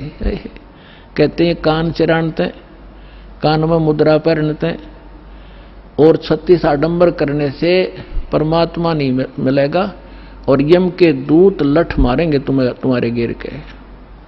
कहते चुंडित मुंडित पकड़ लिए इनसे जम किंकर ना डरता। ये चुंडित कति जटा बड़ा बड़ा को बड़ी बड़ी राखों ऋषि दिखाई दे, और कति घोटम घोट करा रखा साधुपना दिखाने के लिए। कहते इन यम के दूत ना डरते इन बकवादों से, वो तो सत मंत्र जो सच्चा नाम जिसके पास होगा उससे भयभीत होते हैं। फिर क्या बताते, मौन रहा तो क्या हुआ ये बोले से नो भेवे, मौनी वक्ता एक है ना पर से दल देवे। अब जैसे एक नकली था, आडंबर करे बिना इनका काम चला नहीं, दुनिया आकर्षित नहीं हो। एक ने कहा कि मौन धारण कर रखा उसने। एक कबीरपंथी घीसापंथी संत था, और दास को पहले नाम देने का आदेश नहीं था जब तक 1988 से 1994 तक। तो दास इनको संत मान के इनसे परमात्मा ने इनकी तलाशी दिवानी थी मेरे थे, उससे मिलता था, चर्चा होती थी। एक दिन मैं गया तो क्या पता चला कि महाराज जी तो मौन व्रत रखा है 41 दिन का। मैं चलो भाई ठीक है, मैं बैठ गया तो वो निकला गुफा से बाहर। तो उसने क्या किया, एक स्लेट ले रखी जो बच्चों की होती थी पहले, स्लेट पत्थर की, और एक चौक ले रखा, उस पर लिखा कि भगत जी को चाय पिलाओ। स्लेट पे लिख दिया, तो वो चाय ले आए। फिर लिखा कब आए, वो बोला जी अभी आया हूं। अच्छा, अब उस स्लेट पे लिखे और फिर उनको पानी पिलाओ। अब यहाँ वो परमात्मा कहते हैं कि मौन रहा तो क्या हुआ जो बोले सैनो भेव, इशारों से बात कर रहा, मन तो डिस्टर्ब हो लिया। बताओ उस मौन रहने से क्या लाभ हुआ तुझे। और मौनी वक्ता एक है ना पर सैदल देव, परमात्मा के पाने के लिए ये आडंबर केवल बकवाद मात्र है आपकी, इनसे ये भगवान नहीं मिले। और ये भोली आत्मा इन्हीं से प्रसन्न होते हैं, बाबा जी भाई 41 दिन में। और फिर 41वें दिन उसने वो व्रत खोलना था, समागम हो गया, हजारों आदमी इकट्ठे हो गए, लाखों रुपये उसने मिल गए, हो गया उसका काम पूरा। अब वो भी पार और चेले भी पार दोनों गधे बनेंगे इकट्ठे। कहते सन्यासी 10 नाम है ये शिव का धर है ध्यान, शिव के ऊपर और है ताको कर प्रणाम। ये सन्यासी 10 नामी सन्यासी कहलाते हैं, भगवान शिव को इष्ट मानते। कहते हैं शिव के ऊपर और परम शक्ति है, उसका ध्यान धरो जब तुम्हारा कल्याण होगा। भेखों से भगवान का दूर महल दरबारे, पाखंडी पहुंचे नहीं दे सतगुरु पार उतारे।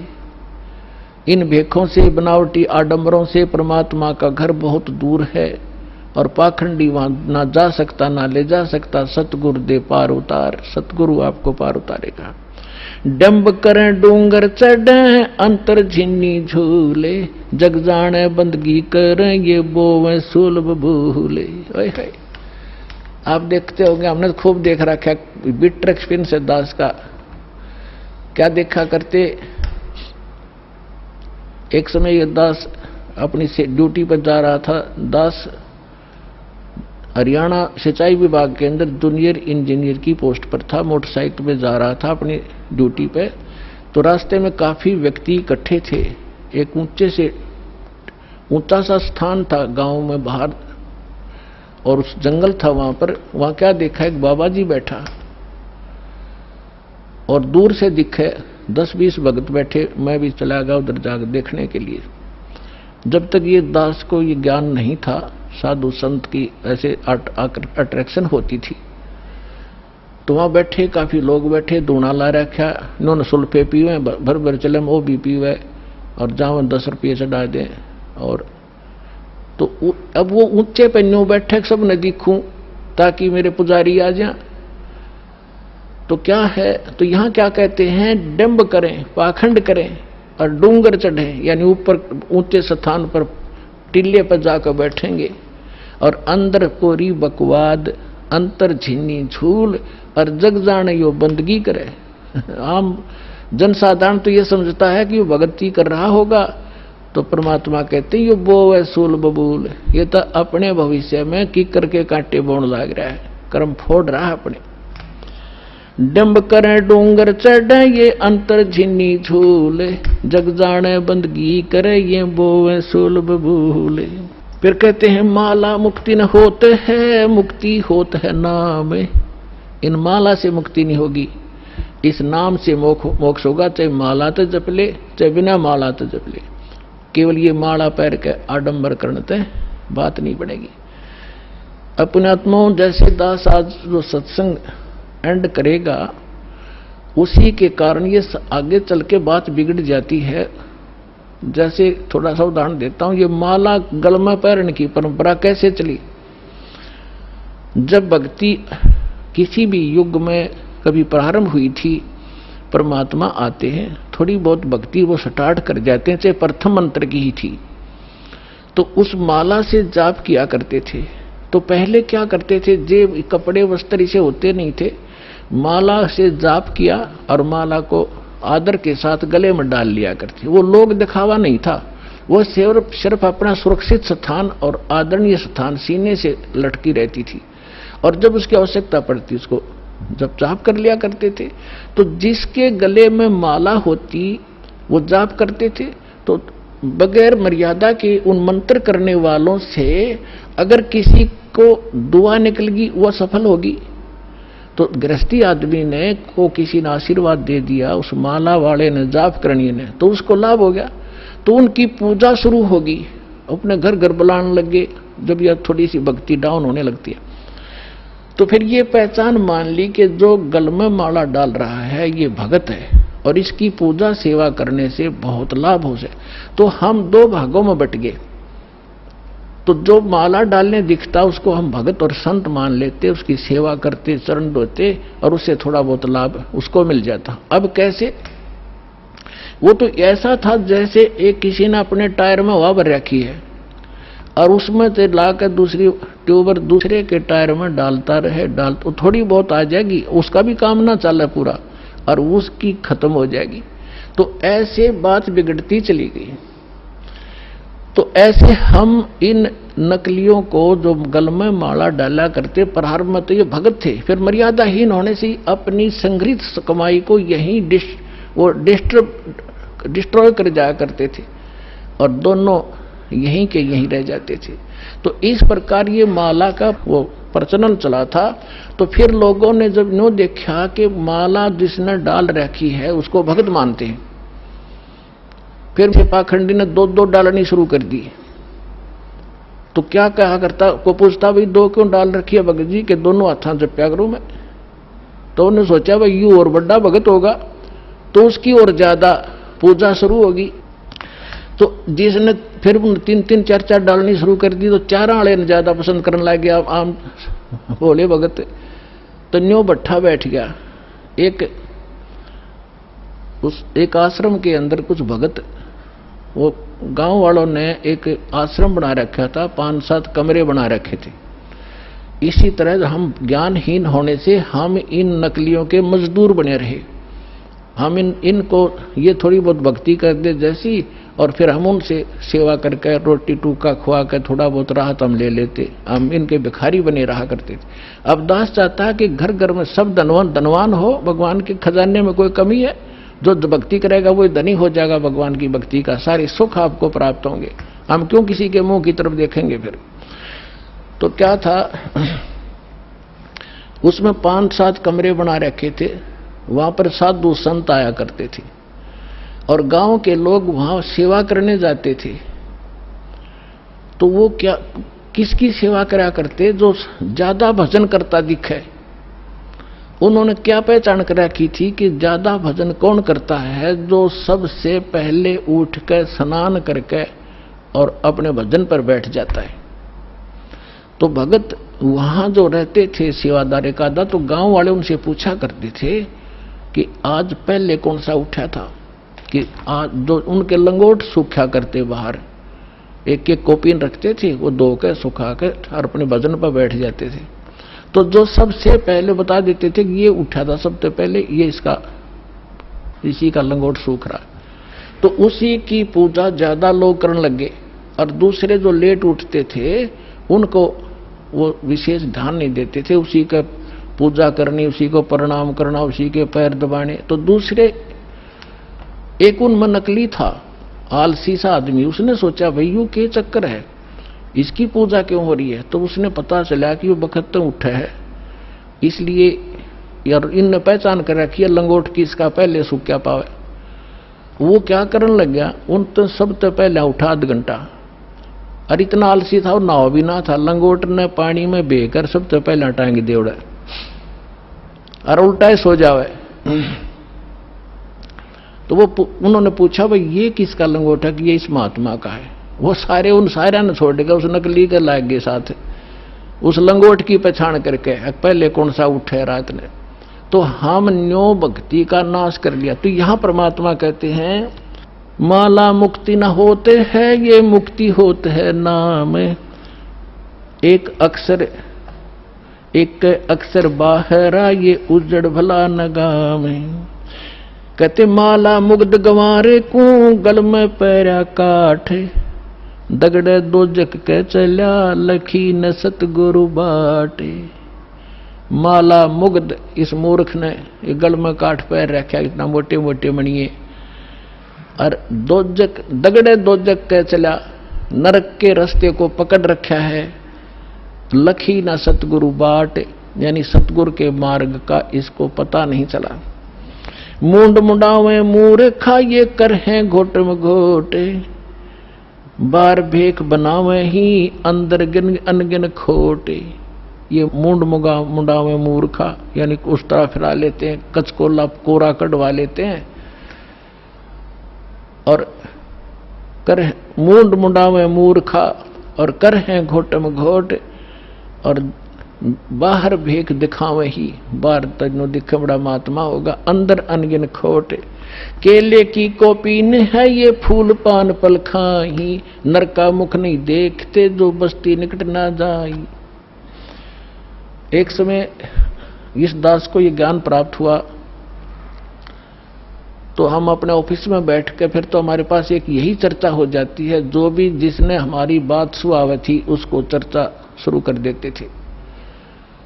तो उनमें से एक कहने लगा कि नहीं, आपने संत तो देखे नहीं है। मैंने बताया मेरा ऐसे ऐसे गुरुजी हैं, उनसे मैंने दीक्षा ली है। तो वो एक कहने लगा आपने संत तो देखे ही नहीं है। दूसरा मेरा साथी कह रहा था, मैं कैसे होते हैं भाई? कि मैं एक बार ऋषिकेश गया हुआ था, हरिद्वार से आगे, और वहां एक आगे जंगल है, 1 किलोमीटर आगे चल के साइड में, और वहां एक महात्मा रहता है, और वो केवल एक लंगोट बांधता है केले के पत्तों की। जंगल में रहता है, और जंगल में इतना गहरा चला जाता है, आदमी के तो दर्शन भी नहीं करता वो, और जय उसके दर्शन हो जाए तो बेड़ा पार हो जाता है। तो बहुत से लोग वहां इकट्ठे हो रहे थे, तो मैं भी जाकर बैठ गया, उनसे पूछा ताछी की, तो उन्होंने बताया कि एक महापुरुष रहते हैं यहाँ पर, और वो कभी कभी यहाँ दिख जाते हैं विचरण करते हुए, तो हम उसके दर्शनार्थ बैठे हैं, हो सकता हमारे भाग जाग जा। लेकिन वो जब भी कोई आभास होता है तो भाग कर अंदर गुफा गहरी जंगल में भाग जाता है, आदमियों को दर्शन नहीं देता। तो कहने लगा कि एक बता रहा था कि मैंने एक दिन थोड़ी सी दर्शन हुए थे, बस एकदम फिर वो पीठ फेर कर भाग गए, बस उस दिन थोड़ी सी कसर रह गई, ना बेड़ा पार हो जाता। तो उसी आस में 20-30 आदमी बैठे थे वहां। अब इस परमात्मा के ज्ञान से वो निर्णय होगा कि वो के था, वो कौन था। है उसके क्या कहते हैं सूक्ष्म वेद में, केले की कोपीन है, वो फूल पान फल खाही। केले के पत्ते की तलंगोट बांध रखा है, ऐसे बैरागी त्यागी महसूस होते हैं और फूल पत्ते और फल खा के गुजारा करते हैं और बस्ती के निकट नहीं जाते, आदमी का मुंह भी नहीं देखते। ऐसे त्यागी बैरागी, उनको संसार एक समर्थ संत मानते हैं। अब उसका पैमाना दिया है सुख संवेद में। केले की कोपीन है जो फूल पान फल खाही, नर का मुख नहीं देखते जो बस्ती निकट नहीं जाही। वो क्या है? वो जंगल के रोज है जो मनुष्यों बिद के जाही, निस्तिन फिरो उजाड़ में न्यो परमात्मा पावे नाही। कैसा पैमाना दे दिया? वो जंगल के नील गाय हैं, रोज हैं जो आदमियां देख कर भाग जाए, फदड़ फदड़ कर पता नहीं कहां जाकर डटे। ये जंगल के रोज है, जब नाम से मोक्ष होगा, इन बकवादों से होगा। इस जंगल में पशु सारे नंगे फिरे और भाग जाते हैं, मर्ग भी भाग जाते हैं आदमी से डर के। फिर इसका समाधान बताते हैं। डेरे डंडे खुश रहो, ये खुसरे लेना मोक्षे। दरु प्रहलाद पार उतर गए, फिर डेरे में क्या दोष।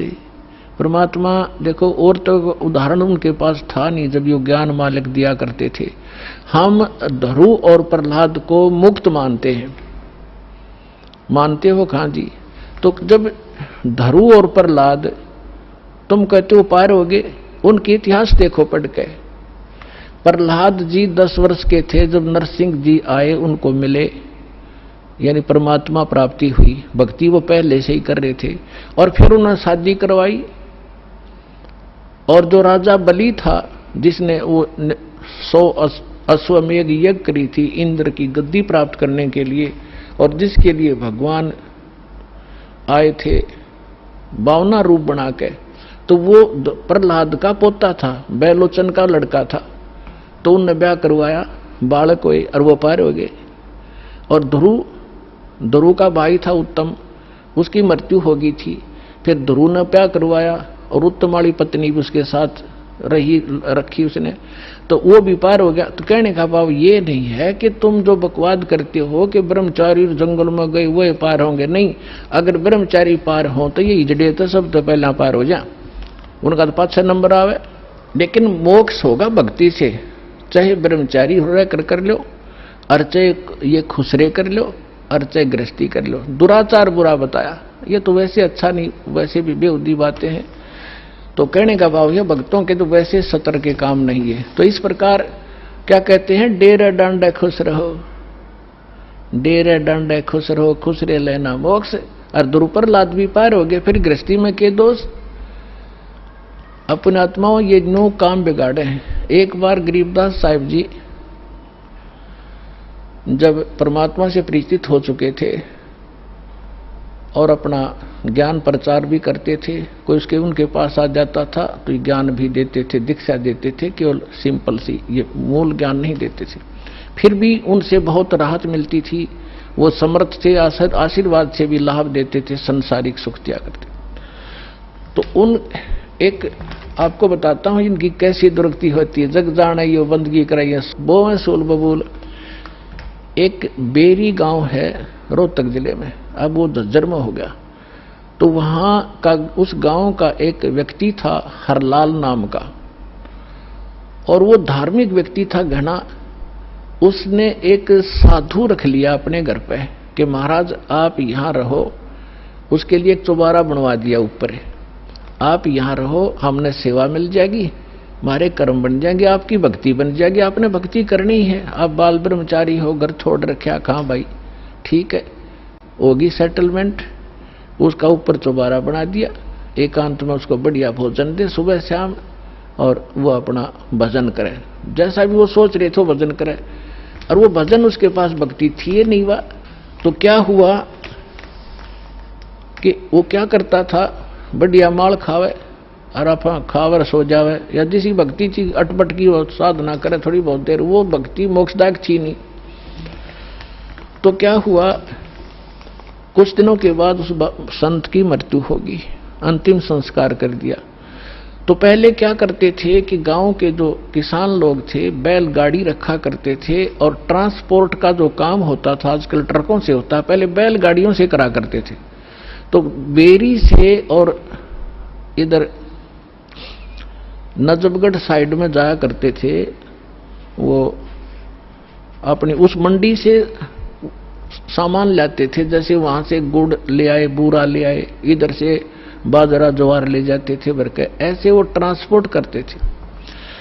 एक दिन गरीबदास साहिब जी उसी रास्ते पर, जो रास्ता गांव छुड़ानी से होकर बेरी से और आगे जाता था नजफगढ़ साइड में, तो वहां कुआं था एक, उस कुएं पर बैठ कर गरीबदास जी स्नान कर रहे थे।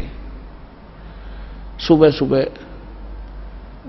गर्मियों का मौसम था, 5 बजे उधर से वो हरलाल गाड़ी लिए आ रहा था, और उसने जो बैल एक जोड़ रखा था, वो बैल था गोरे कलर का, लाल रंग का, और वो क्या उसने, वो बैठ गया, वो बैठता था ऐसे, और वो हरलाल उतर कर फिर उसका लठ मारता, उसने फिर जबरदस्ती ठाता, फिर वो आधा किलोमीटर ठीक चलता और फिर बैठ जाता। तो वो कुदरती वहां बैठ गया आकर जहां गरीबदास जी नहा रहे थे, स्नान कर रहे थे। तो गरीबदास जी न्यो के न्यो उठ के धोती बांध रखी थी नहाते नहाते, और वहां गए उस बैल के पास जो बैठ गया था, एक बैल खड़ा था, गाड़ी रुक गई थी। तो उन्होंने उसके कान में कोई बात कही, वो एकदम खड़ा हो गया, वो बैल खड़ा हो गया। तो किसान ने तो यह बड़ी बात थी, बैल ठीक चलने लग गया, और वो वहां से लेकर बेरी लगभग 10-15 किलोमीटर पड़े है छुड़ानी तक, बेरी तक वो बैठा नहीं। उधर से राम रमी हुई, महाराज कौन हो आप? भाई गरीबदास नाम है मेरा, और यू क्या हो गया? कुछ ना, बस आगे इसका समझ में। जब तो वो चला गया, फिर उसने जाकर देखा, उसका जब न्योना जची कि खड़ा हो गया गरीबदास, फिर बैठेगा थोड़ी दूरी पे, वो ना बैठा। तो फिर उसने पता करा भाई वो बैल ही इतना इस दूसरे तो भी आगे चल रहा है, तो इतना तेज चल रहा है, क्या चक्कर है? उसने क्या कर दिया इसके कान में?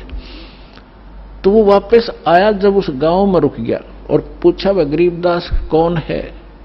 वो कुदरती परमात्मा वहीं आगे स्नान, वो गरीबदास जी उसी टाइम से स्नान, उसने नहीं सोचा इस टाइम से आया कर वो नान भगत और वहां मिल लेगा। तो जब वो स्नान करना, पता था भगत किस लिए आ रहा है, वो तो परमात्मा से परिचित हो चुके थे।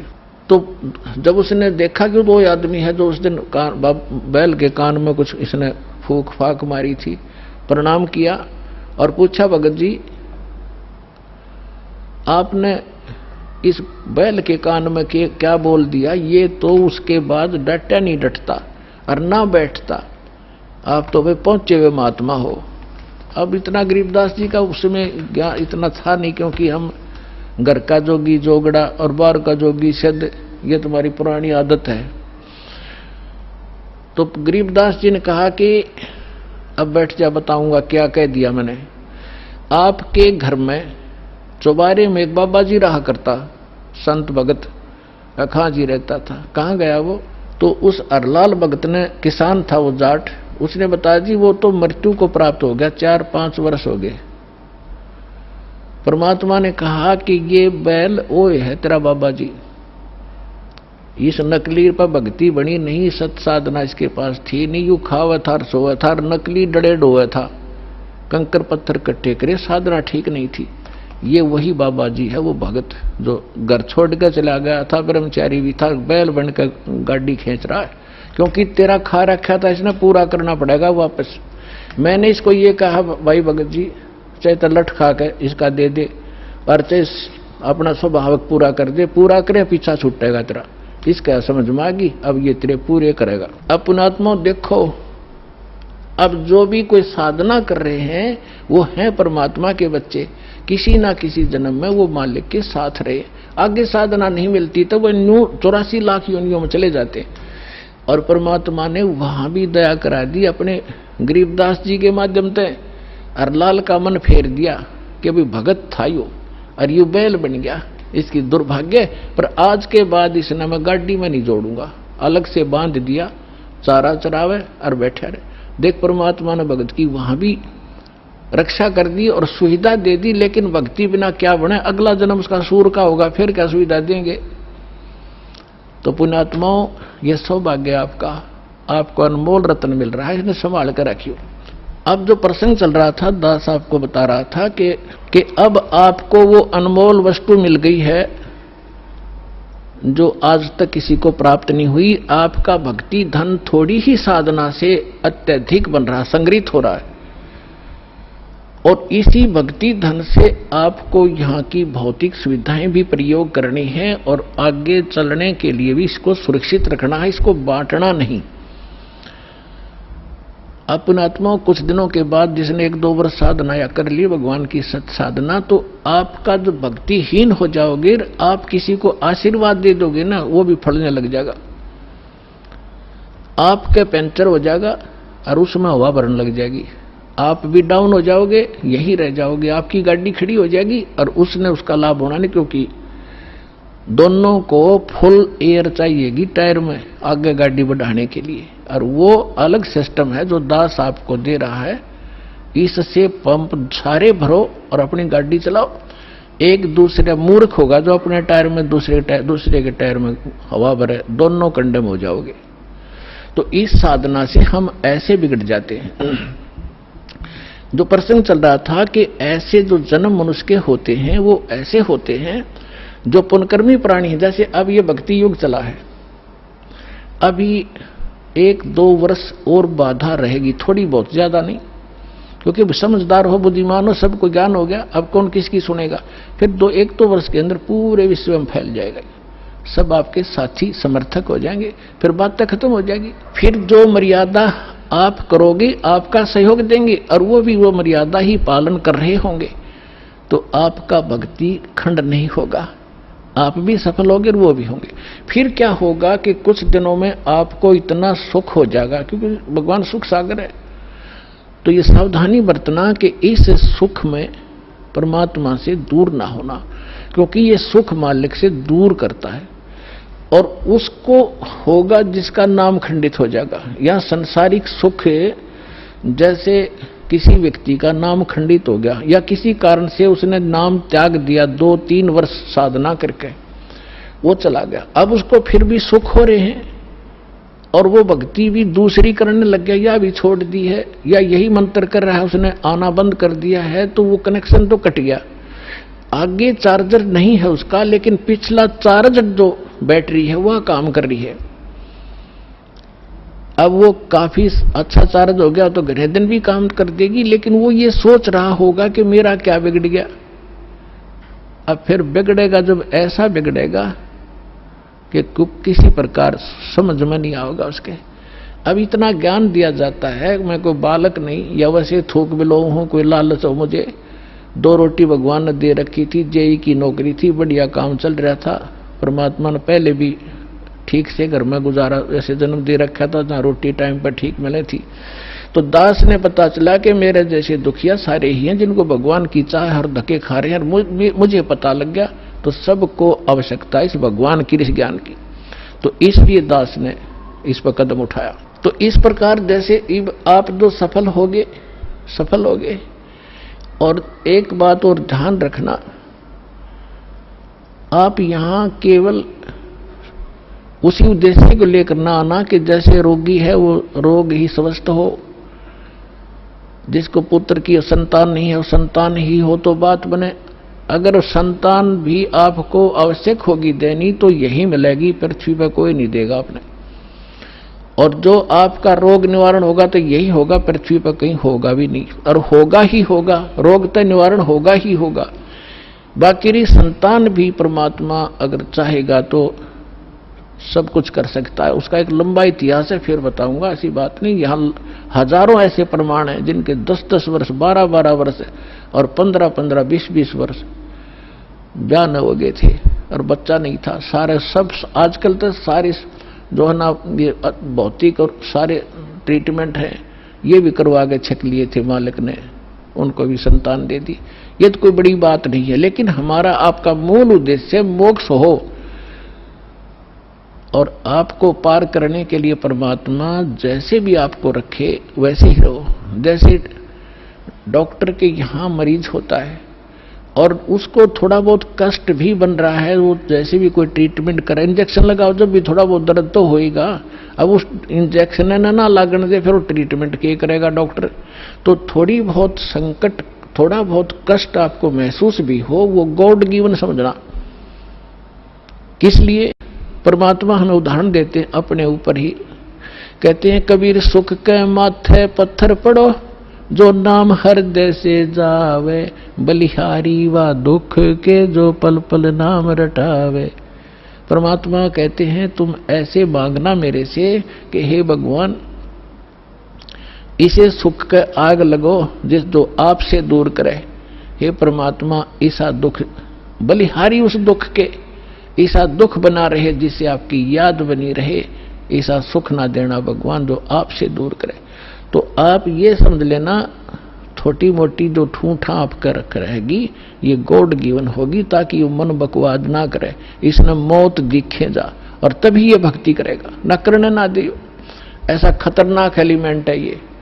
तो पुणात्मा, ये परमात्मा का ट्रीटमेंट चलेगा जब आप इसकी शरण में आगे। डॉक्टर के हॉस्पिटल में एडमिट एक पेशेंट अपनी चलाओगा तो वो रोग नहीं कटवाना चाहता, वो तो बकवाद कर रहा है, व्यर्थ में टाइम वेस्ट कर रहा है। तो आप यहां आगे हो, भगवान कोई बालक नहीं, आपके भविष्य की जानता है। अब जैसे किसी को एक्सीडेंट हो गया और उसका ब्लड चल रहा है, ब्लीडिंग हो रही है, तो डॉक्टर सबसे पहले उसकी कोशिश करेगा कि ब्लड रोकूं, चाहे उसकी टांग में कितनी पीड़ा हो रही हो, फ्रैक्चर भी हो रहा हो, उसने नहीं संभालेगा कि ये दर्द होने दे थोड़ा, पहले इसकी जान बच चली जाएगी जब ब्लड नहीं रोका थे। तो वो कह रहा होगा है मर गया, पैर टूट गया है मर गया, तो वो अलग बात है, पहले वो ब्लड रोकेगा फिर उस टांग ने संभालेगा, उससे जान नहीं जा सकती। तो इसी प्रकार आप यहां आए हो केवल एक उद्देश्य लेकर, और परमात्मा को पता है कि कल ने इसके ऊपर एक ऐसी आपत्ति आओगी, इसकी जान जानी है या कोई और भयंकर अटैक है इसके ऊपर, तो पहले मालिक आपके उस संकट ने हटावेगा जो भविष्य में और आने वाला इससे भयंकर। और आप ये सोचोगे एक बता मेरा ये संकट ना ठीक हुआ, 2 बार लिया, तीसरी बार आ ली, 5वीं हाजिरी होगी। पुणात्मा, या तो आजीवन आने की नियत बनाओ जब आपका कल्याण होगा। ऐसा बालक नहीं भगवान के झाड़े ला देर जा तुम अपने राज्य रम अपने राज्य, नहीं, आपके असंग जन्म का कोड कटेगा यहां से। अब जो प्रसंग चल रहा है कि जिन जैसे सतयुग के अंदर पुण्यात्मा जन्म लेती है और उनके लिए परमात्मा ऐसा माहौल बना देता है, फलदार वृक्ष होते हैं सब जगह। जैसे आजकल हम कणक पैदा करते हैं कितनी मेहनत करके, उस समय ये ऐसे खड़े रहते जैसे सामक देखा हुआ आपने, ऐसे खड़े रहते हैं और जाओ और तोड़ो और झाड़ो, पकाओ और खाओ, फल तोड़ो खाओ और भजन, और उसमें भजन सभी करते हैं, उनकी एक ऐसी श्रद्धा होती है। तो वो भक्ति करते हैं शास्त्र विरुद्ध, और सुख सारे उपलब्ध हैं, शरीर भी स्वस्थ है, लाखों वर्ष जीवन भी रहता है, बाप से पहले बेटा भी नहीं मरता है, और विधवा औरत विधवा नहीं होती हैं। तो वो ये सोच रहे कि हम जो साधना कर रहे हैं इससे हमें लाभ है, नहीं, यह भूल मार रही है हमने आज तक। तो वो उस सतयुग में कौन प्राणी जन्म लेंगे, ये बहुत असंख्य युगों से चला रहा है। अब जैसे ये समय अब चल पड़ा, जो भगवान पुण्यात्मा है इस ज्ञान से संपर्क में रहेंगे, भक्ति ठीक करते रहेंगे तो ये पार हो जाएंगे। अब अरबों खरबों प्राणी पार होंगे अब इस पिछली पीढ़ी में, क्योंकि परमात्मा ने 3 युग इंतजार की है इस समय के लिए। और कैसे परमात्मा किस प्रकार ऐसे लुका छिपी करके और भक्ति बचा के लाए हैं, आप इस ज्ञान से परिचित होंगे तब पता चलेगा। कहीं भी जैसे आप सोचा करते श्री कृष्ण ने साड़ी बढ़ा दी द्रौपदी की, श्री कृष्ण नर के बस का ना था कुछ भी। परमात्मा की श्रद्धा बनाए रखने के लिए परमात्मा कहते मैं ही 100 छल छिद्र करता हूं, वही उसी संत का रूप बनाकर चले जाते हैं जो जिस गुरु पर आश्रित है और उसका काम कर देते। भगत में आस्था बनी रहती है, और वो ने सोचा मेरे गुरु से या इस साधना से ठीक हो गया, होता उसके पूर्व जन्म के संस्कारों से। तो परमात्मा ने इस भक्ति को बचा के जीवित रखना था, इसलिए आपको यहां तक लाए हैं। तो अब जो पार होंगे वो तो होंगे ही होंगे। मालिक का वचन है, सकल सृष्टि प्रवानिक होई, पूरा विश्व और नाम लेगा, मोक्ष होगा। फिर क्या होगा कि लास्ट में फिर ये तो स्वभाव है इस गंदे लोग का, एक फिर धीरे धीरे चाहकर परंपरा बिगड़ना शुरू हो जाती है। तो उस समय लास्ट में जो भक्त भक्ति यही कर रहे होंगे लेकिन वो पार नहीं हो पाएंगे, उनकी संख्या भी थोड़ी नहीं होगी, बहुत लाखों और करोड़ों में होंगे जो पार नहीं हो सकेंगे, लेकिन भक्ति संग्रहित हो जाएगी उनकी जबरदस्त। तो वो फिर क्या करेंगे, काल के हाथ चढ़ेंगे। उन्हीं में से ब्रह्मा विष्णु महेश ये देव और ये सब बनाए जाएंगे, गणेश और ये जो जितने भी देवता हैं, इंद्र, कुबेर, वरुण, धर्मराज, ये 33 करोड़ देवता इन्हीं में से सिलेक्टेड होते हैं। और फिर इनको ऊपर रखेगा, ऊपर के लोकों में इनकी पुण्य इनके साथ होंगे। फिर वहां इसका टैक्स है, अपना टैक्स अलग लेगा और अपना वह माल बेचेगा वो न्यारा। तो इनके पुण्य समाप्त जब हो जाएंगे फिर ये दोबारा सतयुग में जन्म लेंगे। वो पिछले वाले जो ऊपर लुटन लग रहे हैं वो इस सतयुग में आएंगे, और अब वाले फिर काफी वर्षों के बाद वो आएंगे फिर सतयुग में। अब सतयुग में होंगे ये भक्ति संग्रहित प्राणी जो अब करेंगे। शास्त्र अनुकूल साधना अब मिली इनको, आज तक शास्त्र अनुकूल साधना नहीं थी। 4 युग का हिसाब लगा के देख लो, जब किसी के पास आज तक ये शास्त्र अनुकूल साधना हो या भक्ति की हो किसी ने, तो भक्ति अभी शुरू होगी। तो इनमें से बचे हुए फिर उसी गेड़ में आगे सतयुग में जन्म हुआ, फिर वही त्रेता में, द्वापर में, और फिर कलयुग के इसी समय में फिर दाव लगेगा इस मोक्ष का। और ईब चूकिए तो फिर वही चक्कर, इंद्र हजारों वर्ष युगों तक आप वह इंद्र की पोस्ट पर रहोगे, हजारों वर्षों तक देवताओं के स्वर्गलोक में अपना माल खाओगे, बर्बाद करोगे पूंजी को। और फिर यदि आगे भगवान फिर कोई संत नहीं मिले, इतने जन्म मनुष्य के होकर भी फिर आप 84 लाख योनियों में चक्कर खाओगे। तो ये आज का विषय था कि आज आपको वो दाव लगा है, इसको संभाल के रखना। आपको मानव शरीर प्राप्त हुआ है, आपको 600 वर्ष पहले परमात्मा आए थे, तब भी आप मालिक की शरणों में थे। 64 लाख शेष थे, ये 64 लाख तक पहले आएंगे। उसके बाद फिर परमात्मा ने ये अपना प्रचार फैला दिया है। जैसे आपको बताया गया है कि ये वाणी उसको भी, जैसे कागभूषण की कथा सुनाई थी, 6 महीने कथा सुनकर उसका थोड़ा सा असर हुआ कि नाम ले लूं, तो ये इतना प्रचार होगा इस वाणी का, आंधी सी उठेगी। तो वो जो टर्न वाइज भी जिनका नंबर मनुष्य का आया है वो कुछ दिन के बाद आ जाएंगे, शरण में आना पड़ेगा, और इस प्रकार ये सबका मोक्ष होगा। बोलो सतगुरुदेव।